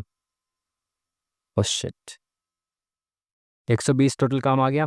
15 महिलाएं, तो महिला की एफिशिएंसी 1 थी हमारी, तो 15 महिलाएं एक दिन में 15 काम करेंगी और 120 काम कितने दिन में कर देंगे? 8 दिन में। तो option number D is the correct answer. Next question, जल्दी से बढ़ते हैं आगे। 8 मित्र हैं भाई, अलग अलग संख्या में टॉफ़ी है, ठीक है। पी के पास आर से अधिक टॉफ़ी है, तो भाई पी के पास आर से ज़्यादा टॉफ़ी है, ठीक है। केवल 2 व्यक्तियों के पास ओ से कम टॉफ़ी है, तो ओ से कम केवल 2 के पास है, बाकी सबके पास ओ से ज़्यादा है, ठीक है। टी के पास सबसे अधिक टॉफ़ी है, तो भाई टी सबसे अधिक टॉफ़ी वाला है, ठीक है।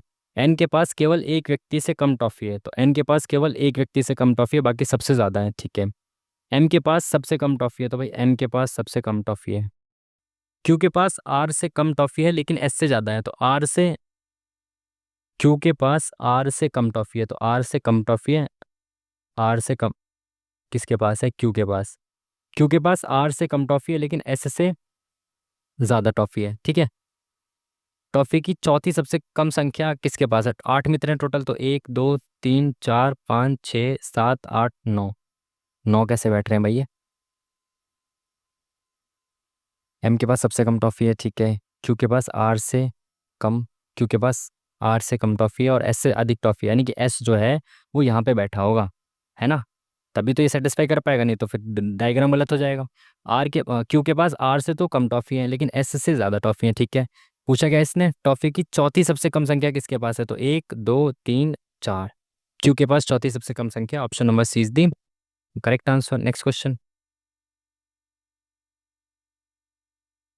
सल्फर डाइऑक्साइड जल में वियोजित होने पर क्या बनाता है। अरे पता नहीं यार, ये सब क्या साइंस के क्वेश्चंस देते हैं, मत दिया करो भाई साइंस के क्वेश्चंस। जब इतने इतने तो प्रत्येक में से x को हटाया जाता है तो इस क्रम में संख्याएं समानुपात में प्राप्त होती हैं, इनका चौथा अनुपात समानुपात में प्राप्त हो, ऐसा क्वेश्चन पहले भी आया हुआ है। जब ऐसे दिया हो कि भाई ये जो संख्याएं हैं इनमें से कुछ घटाया जाए सेम और वो समानुपाती हो जाए, तो इसमें आप पेयर बनाओ जल्दी जल्दी से, ऐसे करके दो पेयर बनाओ। इनका डिफरेंस देखो 5 है, इनका डिफरेंस देखो 1 है।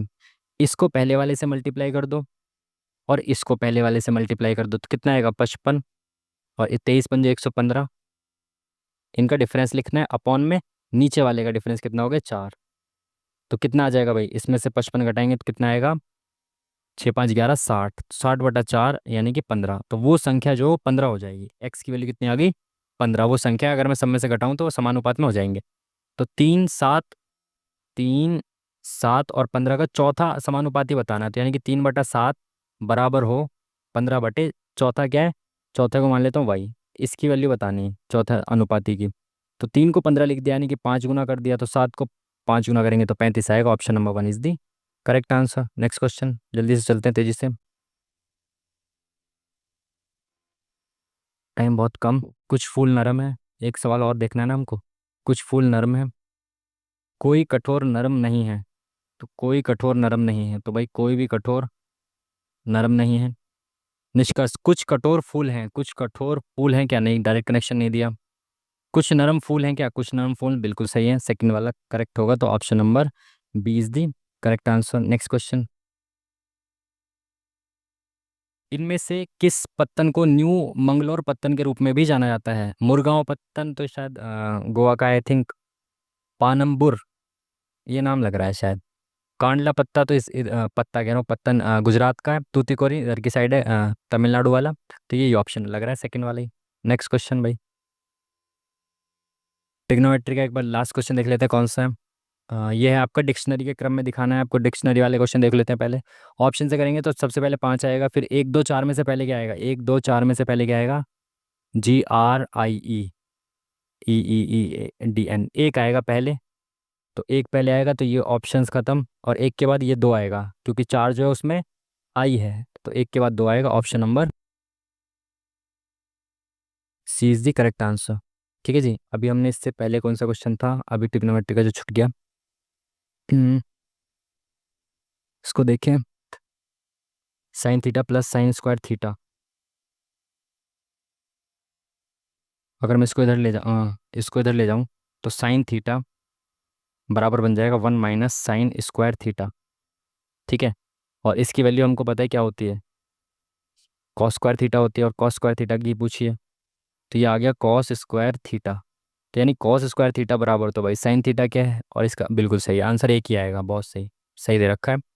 आसान क्वेश्चन देखो, साइन थीटा अगर मैं इसको स्क्वायर को इधर ले जाऊंगा तो 1 - साइन स्क्वायर थीटा हो जाएगा, जो कि होता है कॉस स्क्वायर थीटा के, यानी कि साइन थीटा बराबर कॉस स्क्वायर थीटा है। तो कॉस स्क्वायर थीटा की जगह अगर यहाँ पे मैं साइन थीटा लिख दूँ तो कोई दिक्कत तो नहीं है, नहीं। प्लस कॉस स्क्वायर का भी स्क्वायर दे रखा है, यानी कि साइन स्क्वायर दे रखा है। साइन थीटा को मैं ऐसे लिख सकता हूँ कॉस स्क्वायर थीटा, तो साइन स्क्वायर को क्या लिखूंगा, कॉस स्क्वायर का स्क्वायर, यानी कि यहाँ पे कॉस 4 की जगह मैं लिख सकता हूँ कॉस स्क्वायर थीटा, और ये same sorry sine square theta, और ये सेम चीज़ एक दे रखी है, तो ये दूसरी वाली सेम चीज़ भी एक हो जाएगी। Option number D is the correct answer. एक सेकंड बस पानी पी ले।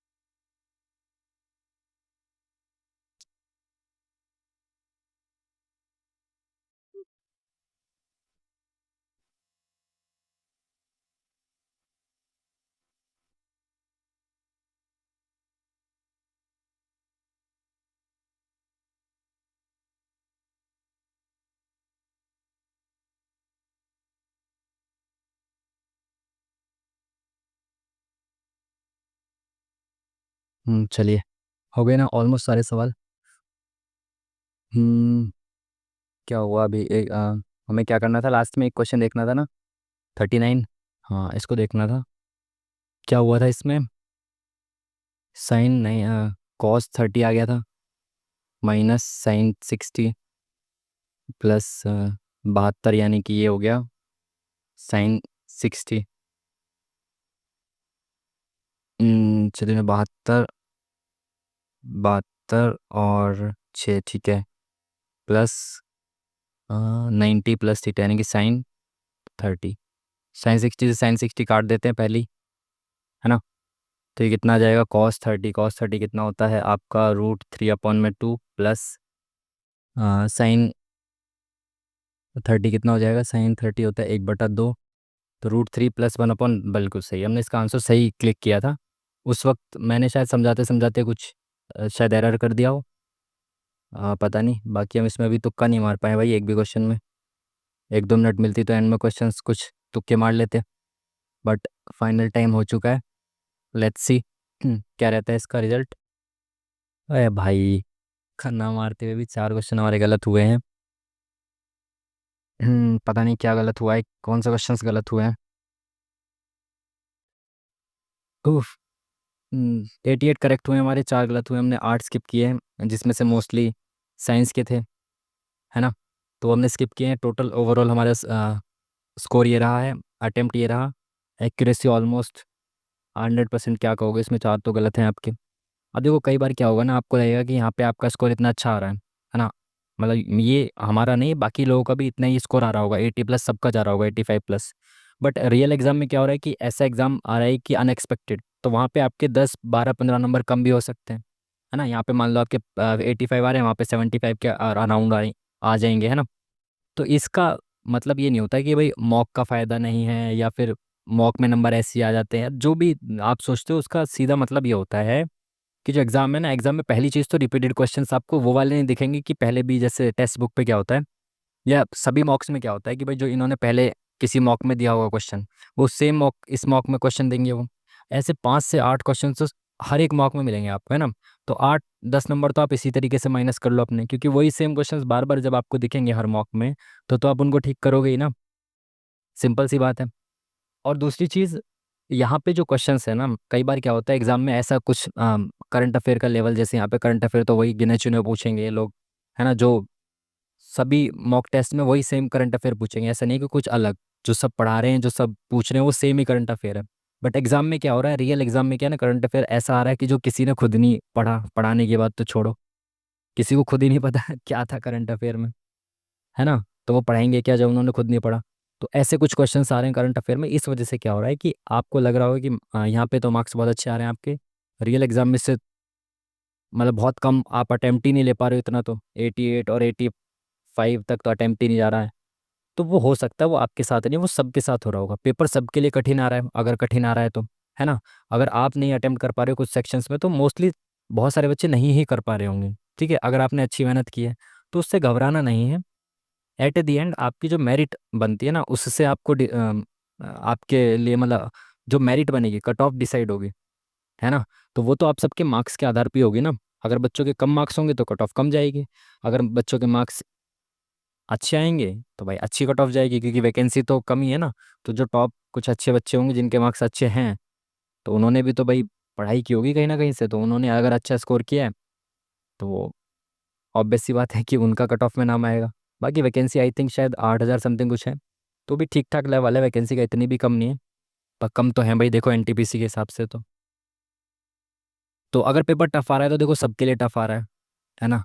मेन चीज़ आपको क्या करनी है भाई, रीजनिंग और मैथ्स को नहीं छोड़ना है आपको। मैथ्स और रीजनिंग में आपको बिल्कुल 60 आउट ऑफ 60 ही स्कोर करना है, क्योंकि मैथ्स रीजनिंग जैसी भी आ रही है आपके बिल्कुल रडार वाली रही है। ऐसा नहीं है कि आप उसमें अटेम्प्ट नहीं कर सकते या उसको मतलब सॉल्व नहीं कर सकते, हो सकता है कि थोड़ा ना कैलकुलेटिव आ रही है, बट ऐसा नहीं है कि आपको क्वेश्चन ही ना आ रहे हो, ठीक है। तो इसको नहीं छोड़ना है। बाकी जीके जीएस के 15, 16, 18 ऐसे कुछ सवाल जो कि प्रीवियस ईयर के होंगे, या कुछ ऐसे होंगे जो आपको एलिमिनेशन से आ जाएंगे, इतना तो आप कर ही पाओगे। तो मेन चीज़ आपका जो रोल, मेरे हिसाब से अभी भी लोग कह रहे हैं ना जीके जीएस रोल मेन, उसमें तो सबका वही रहना है।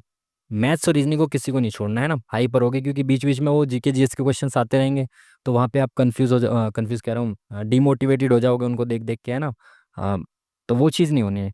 ठीक है, मैथ्स रीजनिंग में फुल स्कोर करना है, और जीके जीएस में जितना मैक्सिमम कर सकते हो, जितना मैक्सिमम आप अटेम्प्ट ले सकते हो इंट्यूशन के आधार पे, या फिर क्या कहते हैं उसको, गैस वर्क के आधार पर, जो भी चीज़ें एलिमिनेशन से, जैसे भी आप कर सकते हो ना, उसमें मैक्सिमम अटेम्प्ट लेने की कोशिश करनी है। बाकी तो अगर किसी की टफ बहुत ज़्यादा टफ, किसी की जो शिफ्ट है वो बहुत ज़्यादा टफ होगी, तो भाई नॉर्मलाइजेशन भी मिलेगा। ठीक है, तो वो चीज़ें भी बैलेंस करेंगी, और उसमें थोड़ा सा किस्मत का रोल तो रहता ही है। ठीक है, तो खैर ये सब वही बातें हैं। बाकी आप बढ़िया तरीके से लगे रहिए, वही तैयारी करते रहिए, मॉक टेस्ट लगाते रहिए लगातार। ठीक है जी, तो इस मॉक टेस्ट को आप ग्रुप डी वाले भी लगा सकते हो। ठीक है, और एनटीपीसी का जिनका एग्जाम रह चुका है अभी, वो लोग भी इसको लगा सकते हो। ठीक है, ये दोनों के लिए मॉक टेस्ट है, क्योंकि ऑल रेलवेज एग्जाम के लिए है। और बाकी यार ग्रुप डी, एनटीपीसी, सभी एग्जाम्स में, चाहे वो और कोई सा भी एग्जाम हो, सभी एग्जाम में सेम ही क्वेश्चंस आते हैं। कुछ क्वेश्चंस का लेवल तो कुछ अलग नहीं है, थोड़ा सा वेरी करता है, जैसे एसएससी और रेलवे के एग्जाम्स में वेरी करता है क्वेश्चन पेपर का लेवल। ठीक है, क्योंकि अलग अलग तरह के क्वेश्चंस पूछे जाते हैं, तो वहाँ थोड़ा सा वेरी करता है। बाकी रेलवे के तो लगभग सारे एग्जाम्स में वही सेम क्वेश्चंस आने हैं। ठीक है, तो मॉक टेस्ट लगाते रहिए, बढ़िया तरीके से प्रिपरेशन करते रहिए, जिनका ग्रुप डी का एग्जाम है वो भी, और जिनका आने वाले समय में एनटीपीसी का एग्जाम है वो भी। ठीक है जी, तो चलिए फिर ये था हमारा आज का मॉक टेस्ट। बाकी ये जो क्वेश्चंस हमारे 4 गलत हुए हैं, इन 4 क्वेश्चंस का जो सही आंसर है, जो हमने कौन से गलत किए हैं उनका सही आंसर क्या है, वो हमें पता चल जाएगा 17 तारीख को, 17 जून को। जैसे ही पता चलेगा, मैं इस वीडियो के कमेंट बॉक्स में सही आंसर, इन चारों जो क्वेश्चन गलत हुए हैं उन सभी क्वेश्चन के सही आंसर, प्लस जो हमने स्किप किए हैं उनके सही आंसर, मैं आपको कमेंट बॉक्स में पिन कर दूंगा। ठीक है, वहाँ से आप देख सकते हो जैसे इनका डिटेल एनालिसिस आ जाएगा, ठीक तब। ठीक है जी, तो फिर ठीक है, मिलते हैं आपसे नेक्स्ट वीडियो में, तब तक के लिए थैंक यू वेरी मच, नमस्कार।